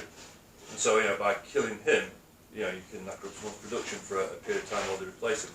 But then there's no actual target, a physical target, you know, an item that they can remove and then replace back to stop it. So it's a case of then, you know, you see what's happening. Someone's basically been stalking a head of operations, therefore how are we going to deal with that? So how does the base react with that then?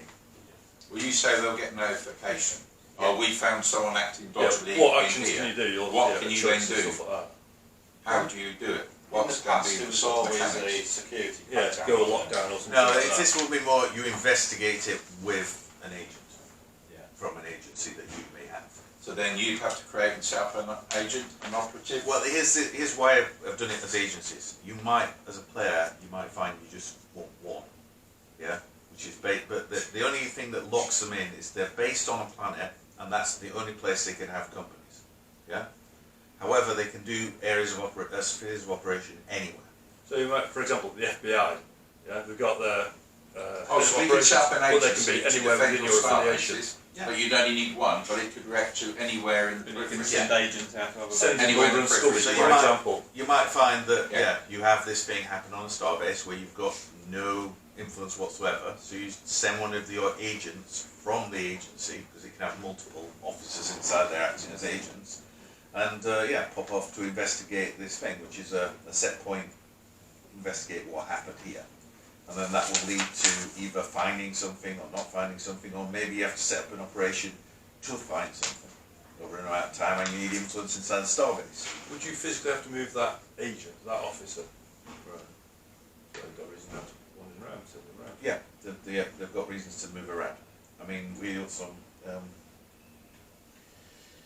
So the idea is to create an interaction between people. It's not to just have something randomly happen to you and then you So wonder you're why. creating a storyline effectively, aren't you? Yes. Rather than just a one of, oh, your man's dead, no, it's not. For instance, with That's the sort of nice, isn't it? Why is it happening? What's it all about? with the officers, with the agents, you might have a situation where you turn up to Starbase, start doing your stuff, but you don't set up all the possible things you can have done there. So if you're going to assassinate somebody, you might set up a false identity for yourself, or set up an escape route, and all these additional things you can do, so that when the other side comes to like get you, they might only catch your trail at something on the way. Scapegoat and all that sort of stuff. Yeah, but then that will also apply for the other side, who can sort of set up traps, and that's where I want to go with this, to let it have its own little world. Because it's not actually so difficult to create something that's just an interaction between players, because that at the end of it, that's where it is. So before we go to companies, going back to somebody said earlier, if we could assign an officer to be the Starbase governor, we could unlock a whole raft of new skills for Starbase officers. Yeah, that's what we brought it up, wasn't it? That was a part of the skills section. Cause So, yeah, your Starbase officer can not only have, selection, infiltration, kidnapping, whatever, but you can also add protection from these agent attacks. That You would be able to, I think. your Starbase officer could be a production manager, so if you assassinate the normal production manager, your Starbase officer will be able to step in can and cover take that over, for, yeah. Or stop you getting the penalty if your stop the operations penalty manager's by gone down. recruit a new one, Or you'd be able to have agents that are in there just to do counterintelligence full stop. You might do that at a big Starbase. But the main issue of that is if you do you get bonuses for having an officer, for instance, in charge of a starbase, then won't every starbase have that officer, which will increase? It'd be skill based, so if Yeah, somebody but it hits doesn't you with matter, you've got efficiency, dedicated skills. My thoughts at this point would be, rather than giving him a bonus to something, he stops the negative happening if something That's just what I was kicks going to out. say. Yeah, that would do that. so if somebody hits your efficiency, you've got an officer there that has a Yeah, prevention slack, for efficiency. like, troubleshooter basically. Yeah, but if they hit your research plant and knock your research down, that officer's no good at preventing that failure, because he's production manager, not a research manager. So Yeah, but in your main base, at the end of the day, if the You'll skill have points to you're have going to get everything. all the time anyhow, There's- he's just going to be top at everything in your main base, isn't it? Well, that's fine if you want to put that. So it won't be so cheap to do that on everything for every skill. That's the point. The skills will be graded to how much they cost. The current skills will cost exactly the same as they do in the current game. Yeah, but the other ones I can do whatever I want with. It won't always cover everything that happens. You won't be able to just basically passively stop everything. There'll be ways to stop things, but they'll have to be active, so it's an interaction as opposed to just on the sort of subject of skills for starbases. I don't see any point of any skills that increase things like production, mining, and things like that, because that's just adding to the game. No, It's not really adding anything apart from you have to have one of these at each It's starbase. just inflationary. So Having them able to stop negatives makes a bit more sense. Yeah. the amount of times I've accidentally ended up with literally one employee short. Well, 99.9% efficiency, Yeah. and then Yeah. stuff doesn't happen like research. Yeah, but I all my research failed. actually, something like that would be fine. Yeah, reducing the problems with efficiency. That's but only when it goes under. I don't want it Only so up to it's like you're always running at 1 20. or 2%. Yeah. Yeah. Yeah, I don't want it so it's something that can be constant. So you don't have a situation where you then go, oh well, I'm always going to run under then. Minus 25% cost at all The starbase. effect can only last for a certain period. Something, Degrade yeah. over time. Just set your conversion So you rate, can that's what I do. cover a week Well, when no, you're but under, but not a He month. still pays when the you're full under. wages though, is it? To get you 100%. So it doesn't actually give you any benefit. You just let you don't lose it. That makes sense. Somewhat. Basically, what he's saying is like, Basically, you've only got 75% of the number of employees you need. You still pay it like it was 100%, but it's just like Okay, yeah, something like that. We're not. I don't think we want to mess around with all the base mechanics too much. Right, companies. You want to? So basically, the company is the ability to invest in the companies that will exist in the infrastructure of the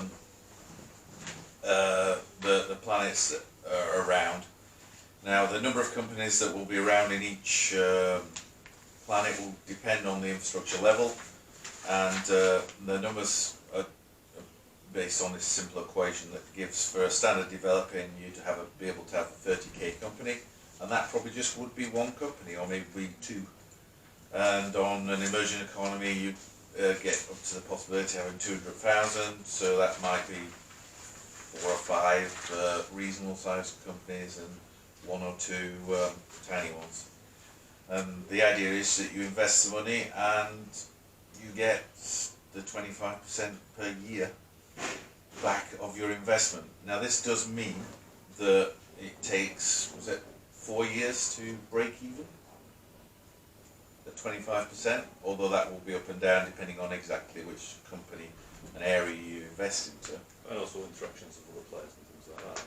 And the idea is that these agencies will be specifically attached to the player, not like a ship that's the affiliations. So the player goes, the agency goes, the companies go. Because this is something that can inflate off into the future completely. But if somebody's been playing the game for 12 years, I don't really have a problem if they're getting this per week. Yeah, and then here it comes. Go on. Personally, I don't agree. I understand agencies doing agents, that makes sense. Having been able to invest in the game, which has no inherent physical inflation in the game, you're just going to give basically free money out. I have a serious concern, as someone who could actually benefit from it, that you just chuck a load of money into the game, and then you just basically just buy. You're buying a bigger gap over other players. Now, do companies actually have things like obligations? Because 25 to get 25% a year return on your investment, you know, if you've got the rat, say, you know, you've got the rat compared to GTT, and the GTT go, well, there's 100 million, I'll have 500,000 free stellars a week. It's Okay. just you're increasing the gap between the haves and the have-nots. Yeah, in somewhat, the nicest possible except way. in reality, inside the game, money is gained by paying those money. Yes. So you can slap down God knows how many star bases on one of these big planets, yeah, and you can pull as much money as you want. If you've got the resources to do it. And if you've got the real life resources to do it. No, if you've got the in-game resources. Here, you just send a ship off to Earth or No, wherever. well that's interesting. So basically... So what you're saying is you find an industrial world with a fantastic thing that gives you 100 grand a week and you just dump 10 star bases, paying 25 quid a week and get... Yes, but to do that, you need to put 300 complexes down and have the things. Yeah, yeah. You need the module structure to do that. Okay, so how much is So an it's MU easy worth? for the GTT, it might not be easy for How one much of is the an small MU ones. worth? An MU? Clue? So let's say it's just one stellar, which is going to be generous. Yeah, so it's 1,000 stellars per complex. So 300,000 will get you 300,000 gets you 90 a week. But on star bases you do have a reducing amount. Yeah, I okay. do appreciate you can get past that by just dumping a shit ton of stuff down. But okay, so let's just say that this sort of 300,000 stellars you've paid to put a starbase down that nets you 90,000 a week, say, because there are some locations that do that. I mean, on the initial one, but you could do it separate locations. One, these are not very common throughout the game where you can put these companies down. Yeah. Two, if you look where I say it further down, 50k £2. It's less viable than putting starbases down.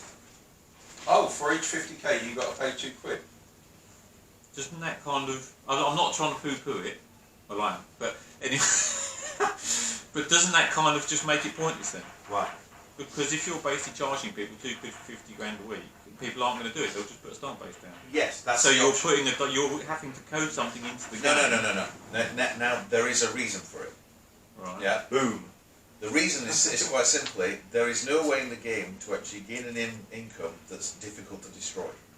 So I've put all these 10 star bases down, yeah, and you could capture in a week, so I haven't put any defense on. Yeah, so they're a viable, obvious target. Yeah.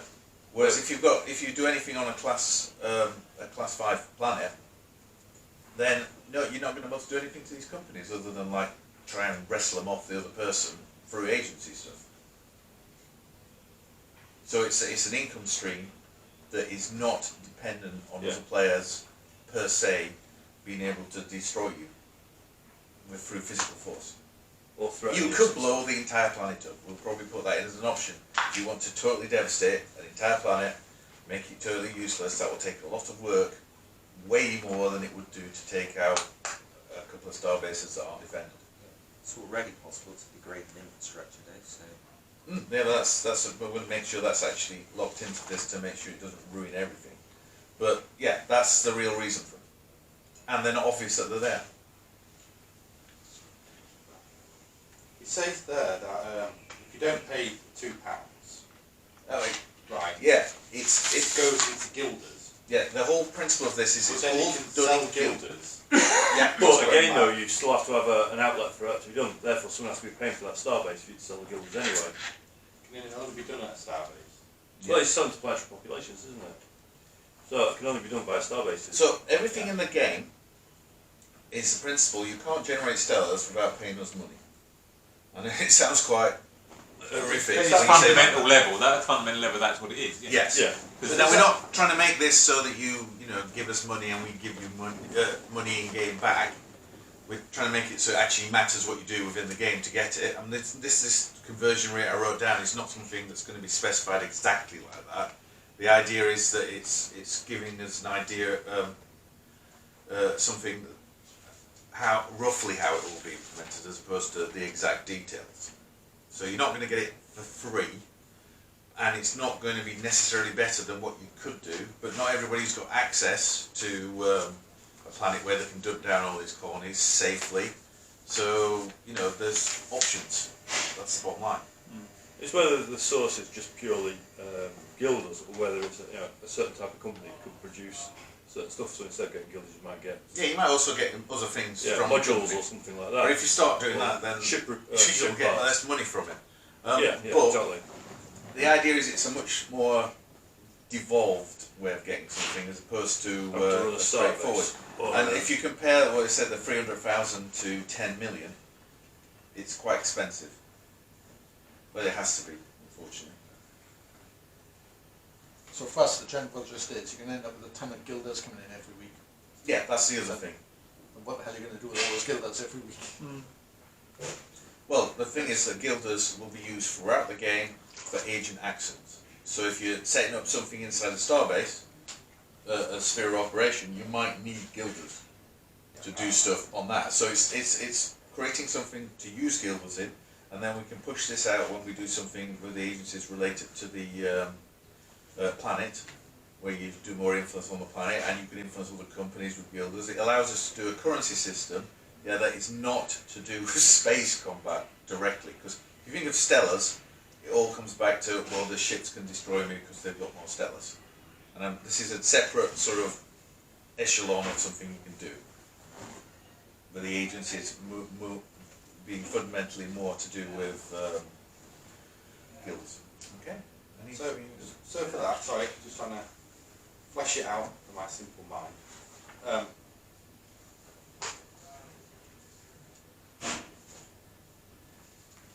You pay for your starbase like normal, real life normal.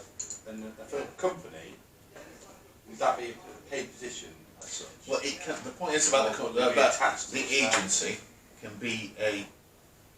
It'd be an agency and it'd be a company... The agency itself, doesn't have to be paid positions to start with while it's doing standard agent stuff. But as soon as you want to convert guilders from the agency, into stellars, directly, then, from its income, you want that as stellars now, not as guilders, or you want a proportion of it as stellars, not guilders, then we have to, transition that into...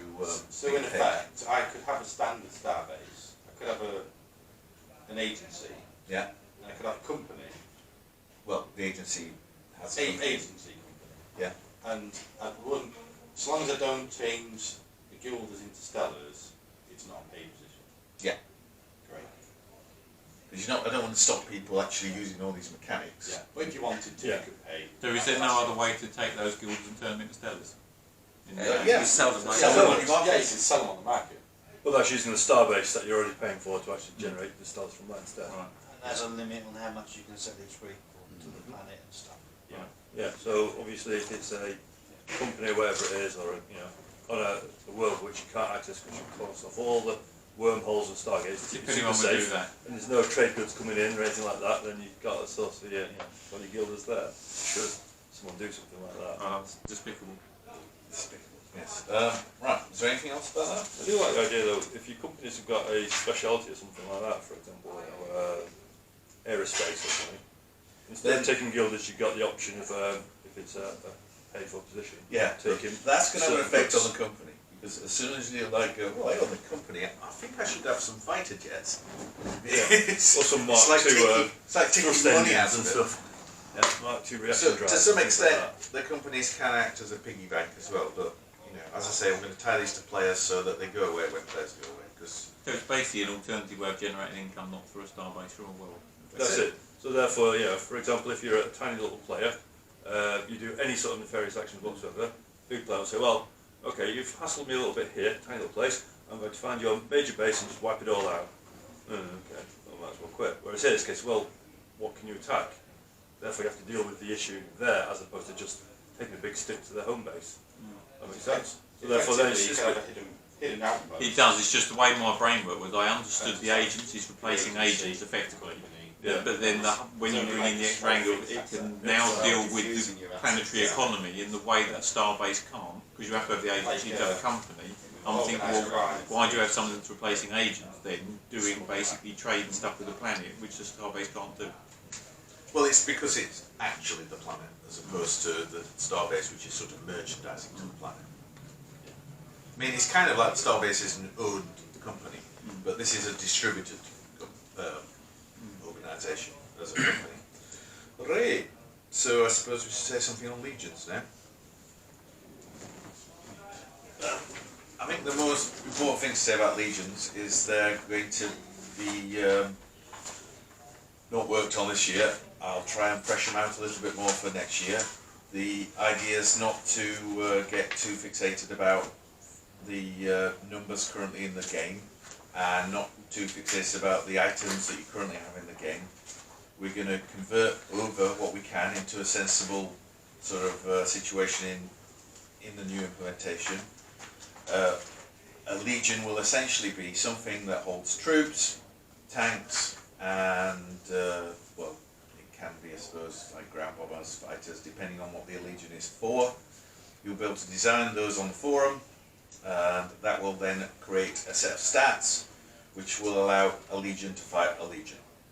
So it's essentially like creating a small ship. And the idea is that this small ship can be then popped in a ground party and can fight other sets of legions in battles. And when we put them in these sort of units, the idea is that then you can decide, well, how many of these units can you fit around the edge of the starbase?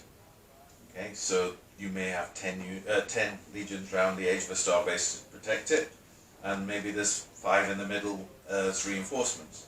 Well, then when the other people arrive, they may be able to get 16 or 17,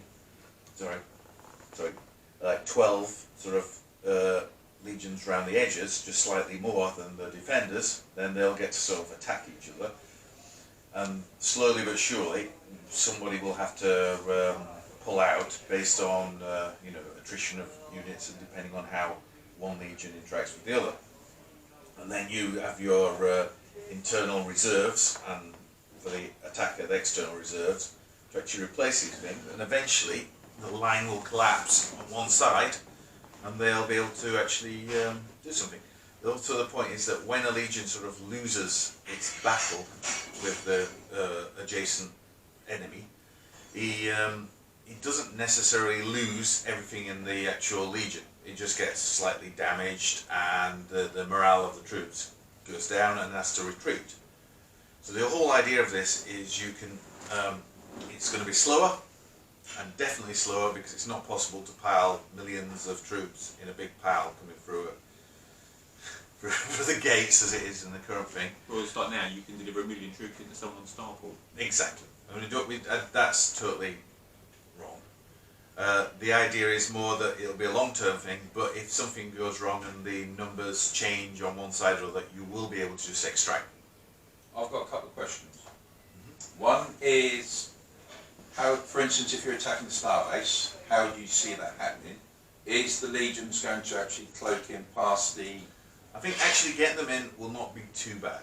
We'll have to do something with planetary shields to decide exactly what's to keep those relevant, so I'm also that will not be thinking an of immediate. platforms.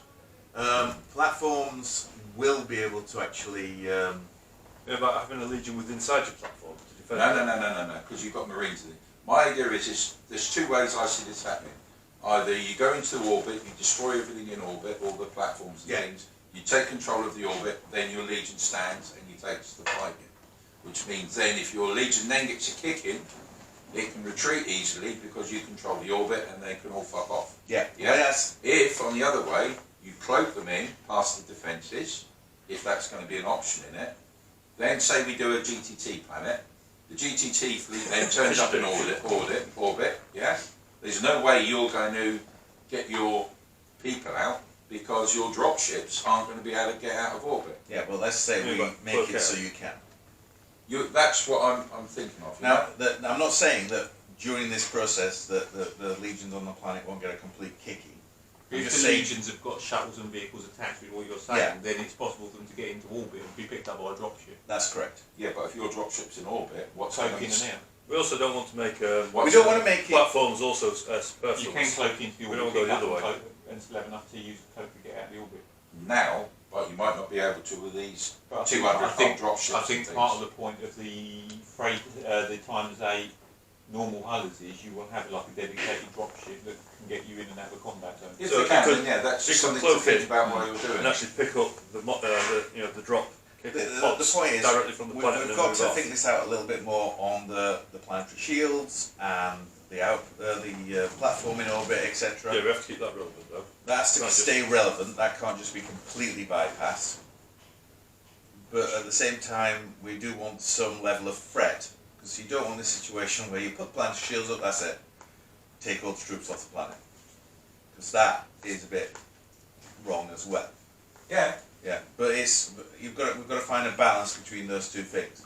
But by making it more simple on what we've got to deal with, you can sort of work better when you've got these sort of units that are divided into cells, rather than hundreds and hundreds of thousands of troops. And the other thing about the legions is that they'll carry experience. You'll set them up in advance. They'll work better if they've been set up and trained for a certain amount of time.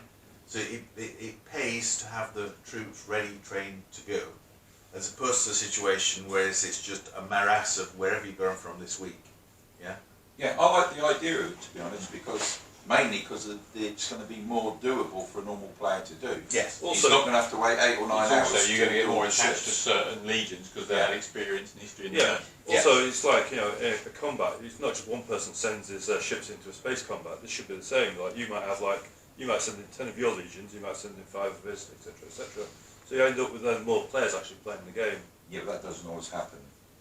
No, but it Can No, because it's not as efficient, is it? We always did it. No. Because we let anyone. If they So can turn up. that's just what life. we want to make this work with, to make it more. Yeah. So Not because you've it's got your always own legions. it's more Yeah. efficient if I do everything. We want to make it although it's never going to be perfectly efficient, unless one person is in charge of everything, we want to make it better than it is currently. So it is viable for 2 or 3 people to say, okay, we're going to cloak in now and drop our ship, drop our pods in on a certain day. As opposed to one person saying, I have to do it all, or else it's all going to go wrong. Because first of all, you're looking at a fewer number of legions as opposed to millions, thousands of ships. Well, I think the orders is the important thing.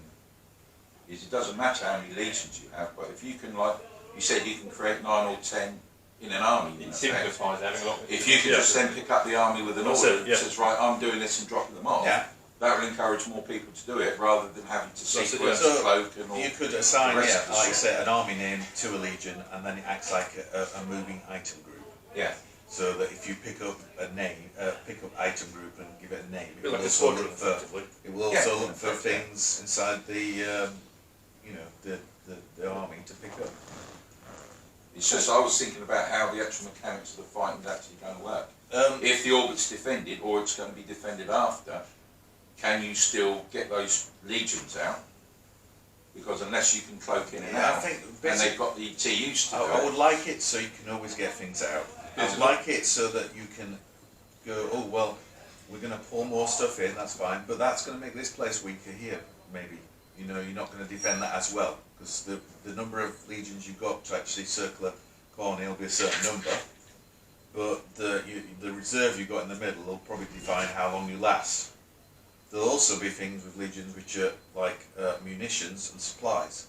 So they will carry a certain amount of munitions and supplies for them to fight a certain amount of time.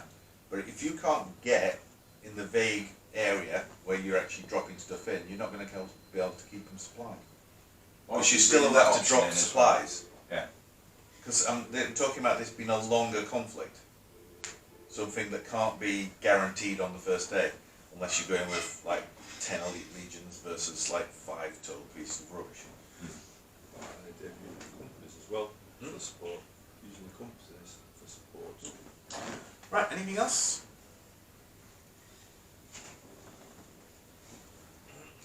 Did you want to talk about the other areas of development you were saying about the... Just crossing my head on legions. Yeah. Are they made up of normal troops as well as? Yeah. If they're defending a star, if you've got a legion defending a star base, can you use those troops as part of the system claim? Yes, Or is I it- was thinking that as well. You're going to have some mechanism basically where you change the system claim to be essentially, I'm going to tick this legion to clear the system. That's all. So will you still have separate troops in the base that aren't in a legion, or will you have Yeah, a legion in the base? troops will Because exist. you could have All the items will big exist mix. within the game. Okay. So you're able to do two things. So you I won't think. have to have a legion. So if someone attacks your base, can just have troops in the base. You don't have to have a No, legion. they won't be effective other than security inside the base. What I'm saying is they will exist in the game so that you can fabricate legions. Is that what basically we're going to have templates and you have your templates online, you basically So you say set what up templates some- you're using. So you a can't- legion at someone and they don't have it defended with So admin in. They just lose. how does that work with defending outposts? You know, Now, this is running where it gets a bit sticky, but then again, how much people defend outposts? I mean, one thing I thought about outposts, what we might do is, because I'm going to keep boarding combat exactly the same, yeah, we probably change outpost combat at the low level to a similar thing to boarding using practically all the same mechanics. You know, you board the, So you won't use legions, basically. unless you do, because you can still do that. Then But again, you- you've got some massive outposts out there, which Oh, make no, a starbase that's been downgraded to outposts. Yeah. A massive outpost, That's if still it's got not got like- legions in, it's the same difference. Would it be worth making a template so you could have maybe garrison legions? Well, Maybe the- as a box, you have it dedicated as a garrison troops. Well, the point is you'll have templates for the legions. You basically just say, you've just on your starbase, You just go tick and set say up which ones I legion, want. tick, set up legion with this template, yeah? It creates a legion, you put the name in, etc. Yeah, and yeah, then I it'll eat understand all everything that. it needs. But what I'm thinking is if you have it as a set garrison, it's not like a fresh division who's just gone into that base. It's going to know the base, it's going to know potentially the best defensive positions, Okay, but you maybe earthworks or, you know, something to make it more defendable, well, rather than someone who's just turned up. Yeah, dedicated defence Yeah. brigade. That would work around the outpost, wouldn't it? Eh? That would work around Yeah, but you're not going to outpost. put a legion on an outpost, are you? Not 5,000. No, that's what I mean. You'd want the garrison to do that. yeah, so basically that's not so much a garrison legion, that's just if a legion's been somewhere longer, it gets a bonus. Or if you want to do it that way, yeah. Yeah. But I think it might be easy to have it maybe fixed to a base so you don't by mistake take it. You just don't have it as part of your army and you don't pull that bit out of your army. Oh yeah, if that's easy enough to do. I don't know what the mechanics are. Well, I'm just saying, the army thing, I think, would just be the equivalent of an item group that you assign legions to. Because I know how I fuck up things quite, and I think that's an easy Well, yeah, fuck up but for me to they do. can't pick Well, up you from. just I suddenly go off and attack the GTT, for instance, and Why do you keep bringing the GTT in? because they're the biggest target, because they know no one's going to do it. The easiest I'm not giving him the troops to do it, don't forget. Yeah. But then I'll have no troops left in my base, and I'll think, oh shit. Because that's the type of thing I do. And the system claim jobs. Yeah. So will there be a limit on the number of legions? Because I was going to say, because effectively, if you want to protect your bases, you've got to have a legion in every base. But you can't defend the But outpost. you have troops in the bases now, right? Yeah, but you just said they're of no use once you come to find them. No, but the point is that this will be a transition where you pop, where you could literally pop default ones up to start with if you wanted. Yeah, so that there would be defence there, but that we'll have to sort of go through some process of allowing that to happen. Yeah, but you mentioned before having cohorts and raiding parties, raiding little legions, whatever else is, but as you just said, unless you've got a legion or cohort or little raiding party at every single outpost, you wouldn't be able to defend the outpost. Because what troops and things you had there would be useless, as you said. Yeah.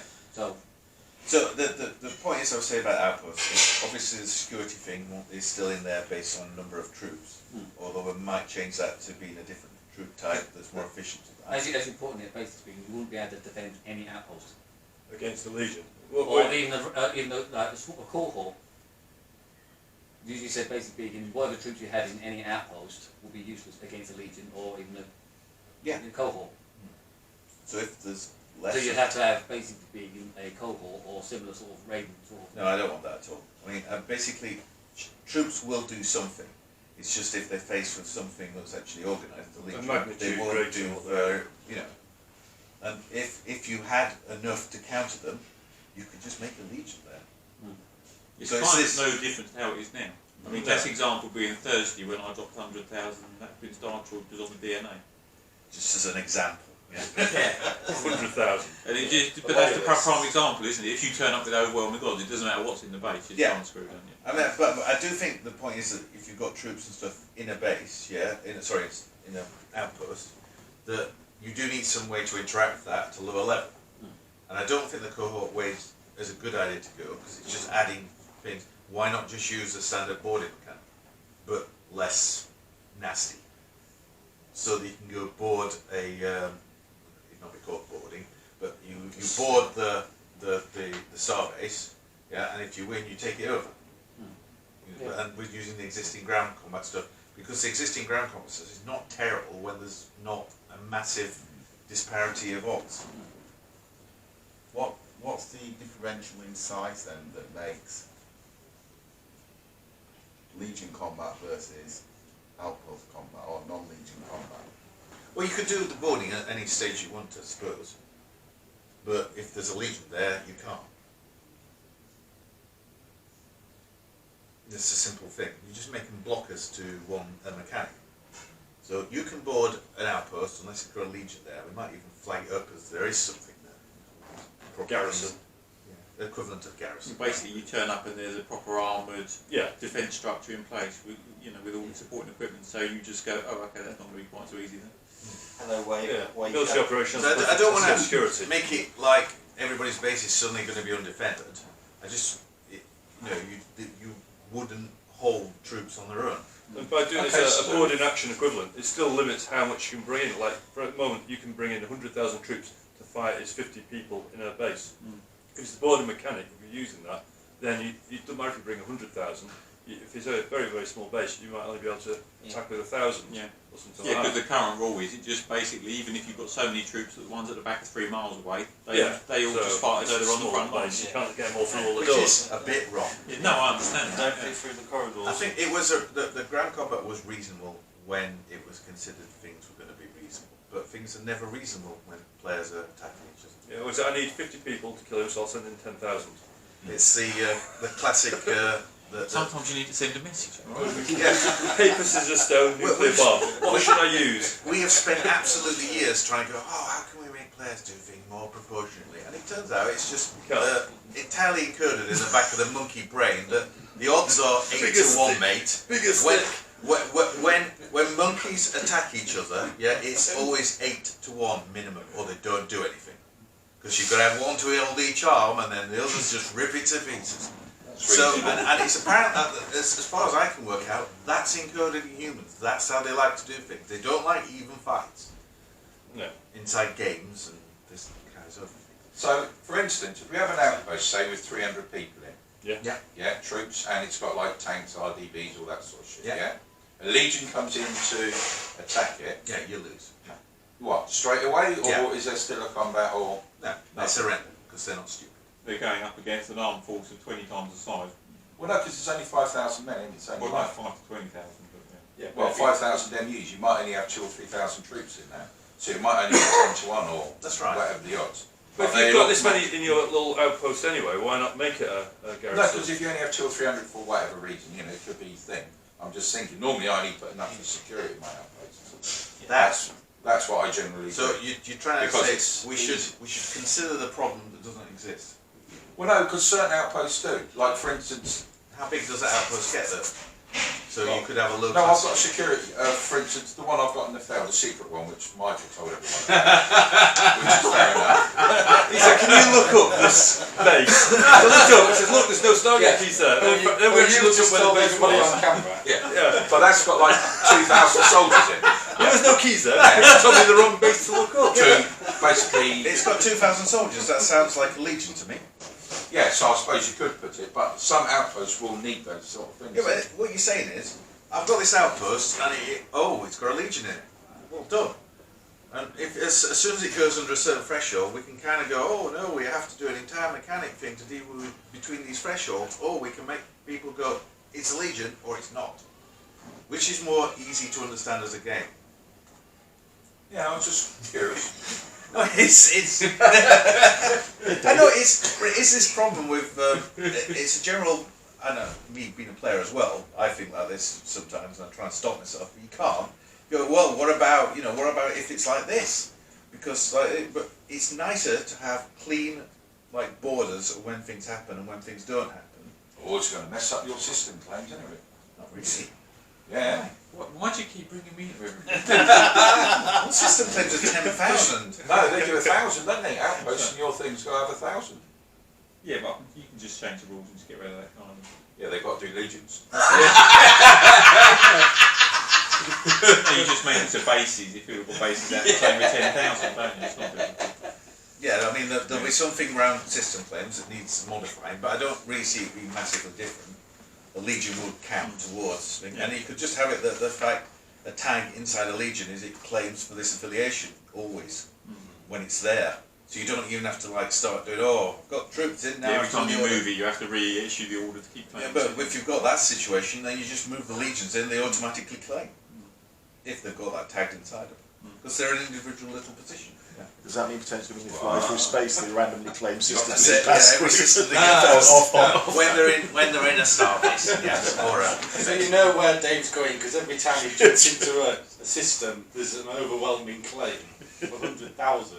Then you jump into the next system and that's just claims. At this stage, this is just me trying to get a fix on it, and it doesn't seem like I'm hitting any roadblocks, apart from the planetary shields and the things, but that seems like something that can be overcome to get a reasonable thing where it's clear what you can do with things.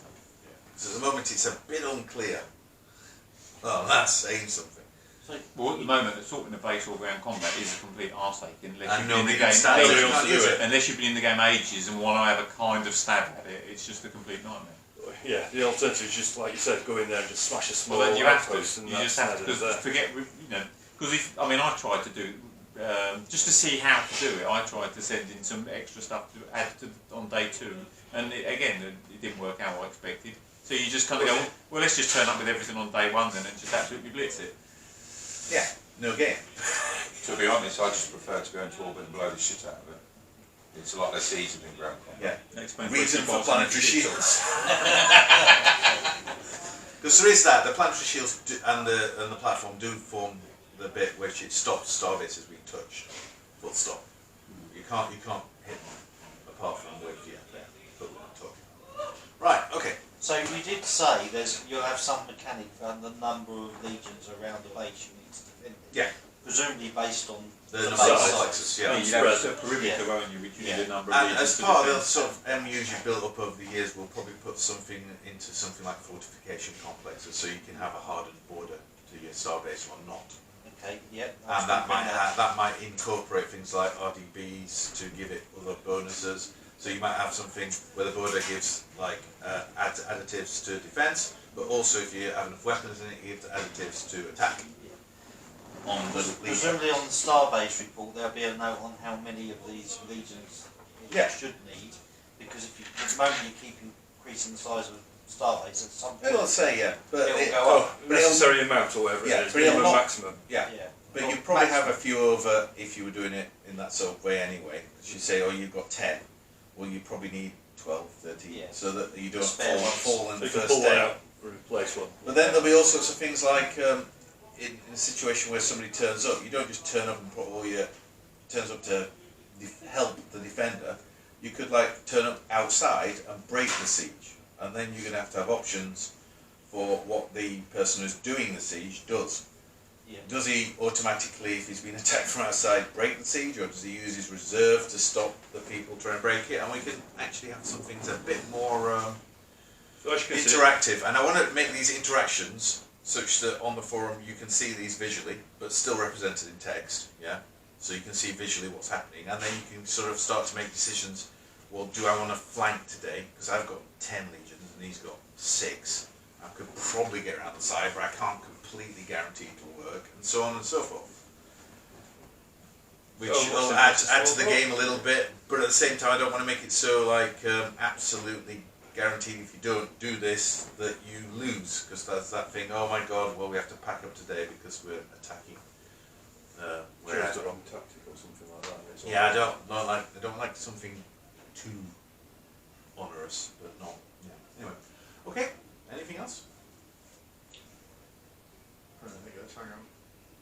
So if I don't put my, if I do put all my outpost troops into a legion, will that still contribute to the security level of the outpost? Yeah, I think we'll have to have some additional thing from having a legion. Legion basically would just say how much it contributes to security of the Yeah. base it's on. You So did if you say have about a Legion report. you did say about a tag in a legion to say claim for this app. Yeah. Yeah, again. Presumably that only works when it's in a starbase. Yeah.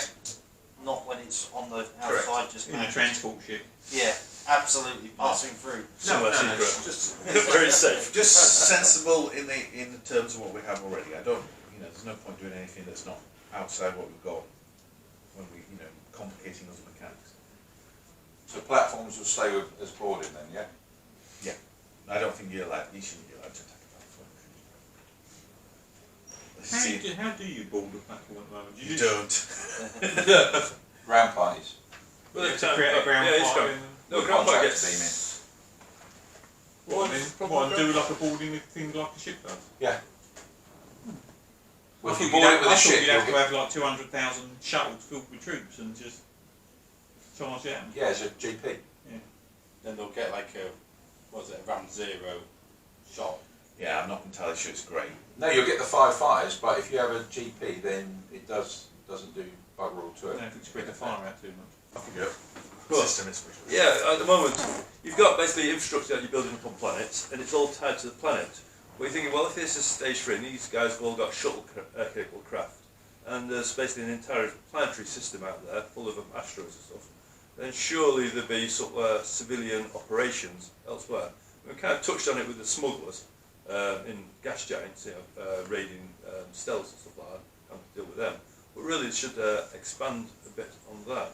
So at the moment, I'm kind of like wondering how to do it, what to do it, and what benefit it gives the game. My primary thought is when you jump into a system, it should feel like the system is full of civilians and there's full of activity there. They're all doing stuff, and also then you've got millions of people there. They're all trying to make their own wealth and stuff like that through the system. So it's a case of how can players interact with that, and what sort of pushback is there if they try and do nefarious actions against these civilian operations. So at the moment, I'm kind of just scoping out ideas from you guys. One idea could be like the classic police force. So like you pay some money into a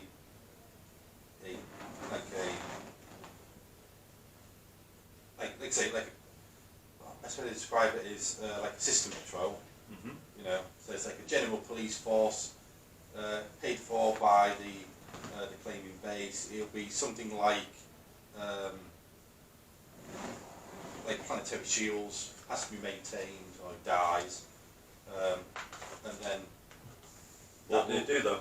well, it'll just cut down on maybe smuggling and maybe nefarious stuff in general. Fuzzy, of course, so people have a chance. Maybe it does the system scanning that you were talking about earlier. Yeah. I think Could that's- also tie in with the agencies and Yeah. reduce the effectiveness of And counter. You can also buy the goods, couldn't you, which they're making with the resource complexes, sell it as like an outpost or whatever in your base. You know, like as a resource complex for the planet. You say, right, I'm producing X amount of metals or whatever, well, what you know, with the yield and the drop, and then you just use resource complexes to get there. Just like finding a resource on the world. you could have just like a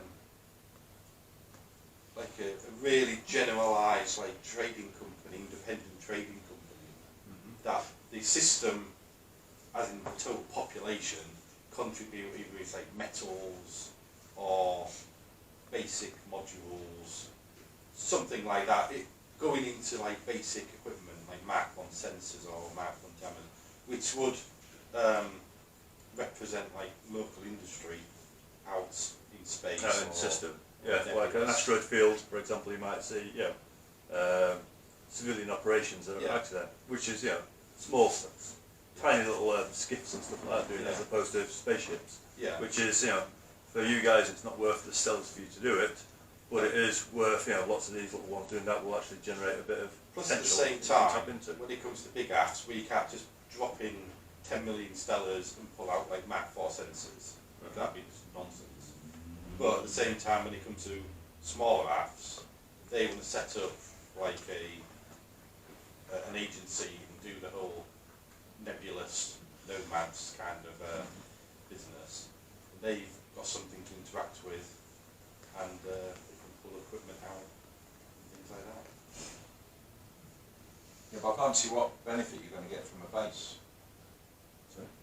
For a player, to do this with the other systems, what are you actually going to get out of it, apart from it looking nice and glossy when you jump in? Is a base going to generate more stellars? Is he going to get raw materials out of it, or Maybe more system you with income. me, or is it start? Yeah, or system income? Is there going to be a bonus? If you're not going to get one of those bonuses, you're not really Yeah. going to bother with it, are you?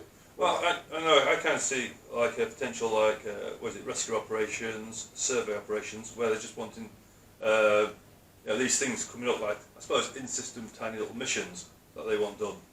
Yeah, because the other stuff, production of or whatever metal, for to me that's all just very too similar to civilian markets, effectively. What about system claims? Have a percentage of the population after a certain amount of time claim for your group. You've got that under government, so Yeah, you are. Yeah. But No, you've got set. but that's you not a haven't got- percentage of the population. Yeah, but No, percentage it's is not going to be huge. Yeah. You get 60 million or something people. Well, it depends whether it's logarithmic. Yeah. I'll have 10% doing it. Yeah. Well, even if you get Try and 1%, cancel that bastard. It's a logarithmic, it ain't really matter, does it? But I'm just thinking, for it to happen, you've got to have a benefit for the player to actually be asked to do it. Exactly. The player, on the planet, you get the benefit because you get the increased merchandising and the better trade, don't you? Yeah, potentially was a counter-invasion problem. How visible will these things, if someone jumps into a new system and moves a ship around, how visible will some of this stuff be? That's Because right.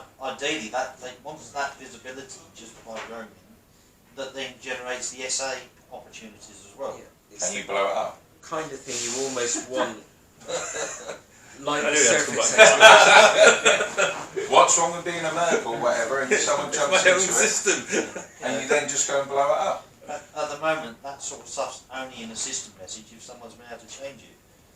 Right. Yeah. I mean, it comes down to basically, we're talking very small bits, aren't you? Yeah. It's like shooting individual cars as to taking out an army. It'll take forever to actually achieve anything. No, but you wouldn't do it for that. You would do it for an SA action. Say, for instance, we went into a Fellini, started blowing up their outer The system. GTT positions there. Yeah. You start blowing up, say, these people in the skiffs and things who are bopping around, and then you can use that. Oh, the Fellini can't protect you. They're not putting the resources into it. Then you could use it as SAs against the population or But the there government needs to be a Fellini, way to especially if counter it's in a Yeah, or standing order, what is it? Enact piracy on civilian operations. yeah. I don't know. You know, you could then burn off some blueprints to Would make you them open to against. having those skiffs be little 5 normal hull Oh no, civilian not like positions? it's basically like live shuttles.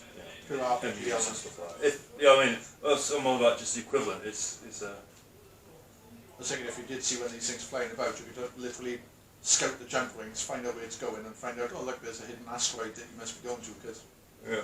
Well, follow them through the system. I was saying, case for how much do we want to go down this route? What we don't want is basically be able to take out an entire planetary infrastructure just by smashing up all the little bits and bobs that are running around in the outside system. No, but we How- want to add colour to the system as well, with little snippets and bits and pieces, so the ability to do some tags in areas, I guess, by the person. We can't put it all on you, but it could be on the lead owner of that system. Come up with a number of Yeah. tags that they can put on. Yeah, it's basically the way I see it, it's like, you fly through the system, you just get like messages what's happening in the system. Can someone pick up these people from left handed here? This Can is someone just tow another the ship into GTT the system. skiffing? Something like that. I don't know. It's GTT template system. Yeah, you do that for what benefit? And are you really going to be asked to do it? You haven't landed at one of our bases, oh, you have got you? to be asked to do it. You've They got all to find same smaller all of mine guys had who'll the probably same do it. message. But Don't with the GTT, Welcome to with their this 72 space. systems This is or part of whatever the they've got, GT2. he asked if they could It's like, okay, that's enough messages a day information. saying, Next. Can you call me? I've broken Someone down. from CIA. No, fuck off, call the AA. Exactly. So at what level is it worth implementing in the game? Whereas if you only got 2 or 3 systems, then you think, well, you know, it's worth doing. I've got time, I can do that sort of stuff. Yeah, to my mind, it wouldn't really be overly until you got like stage 3 populations in there anyway.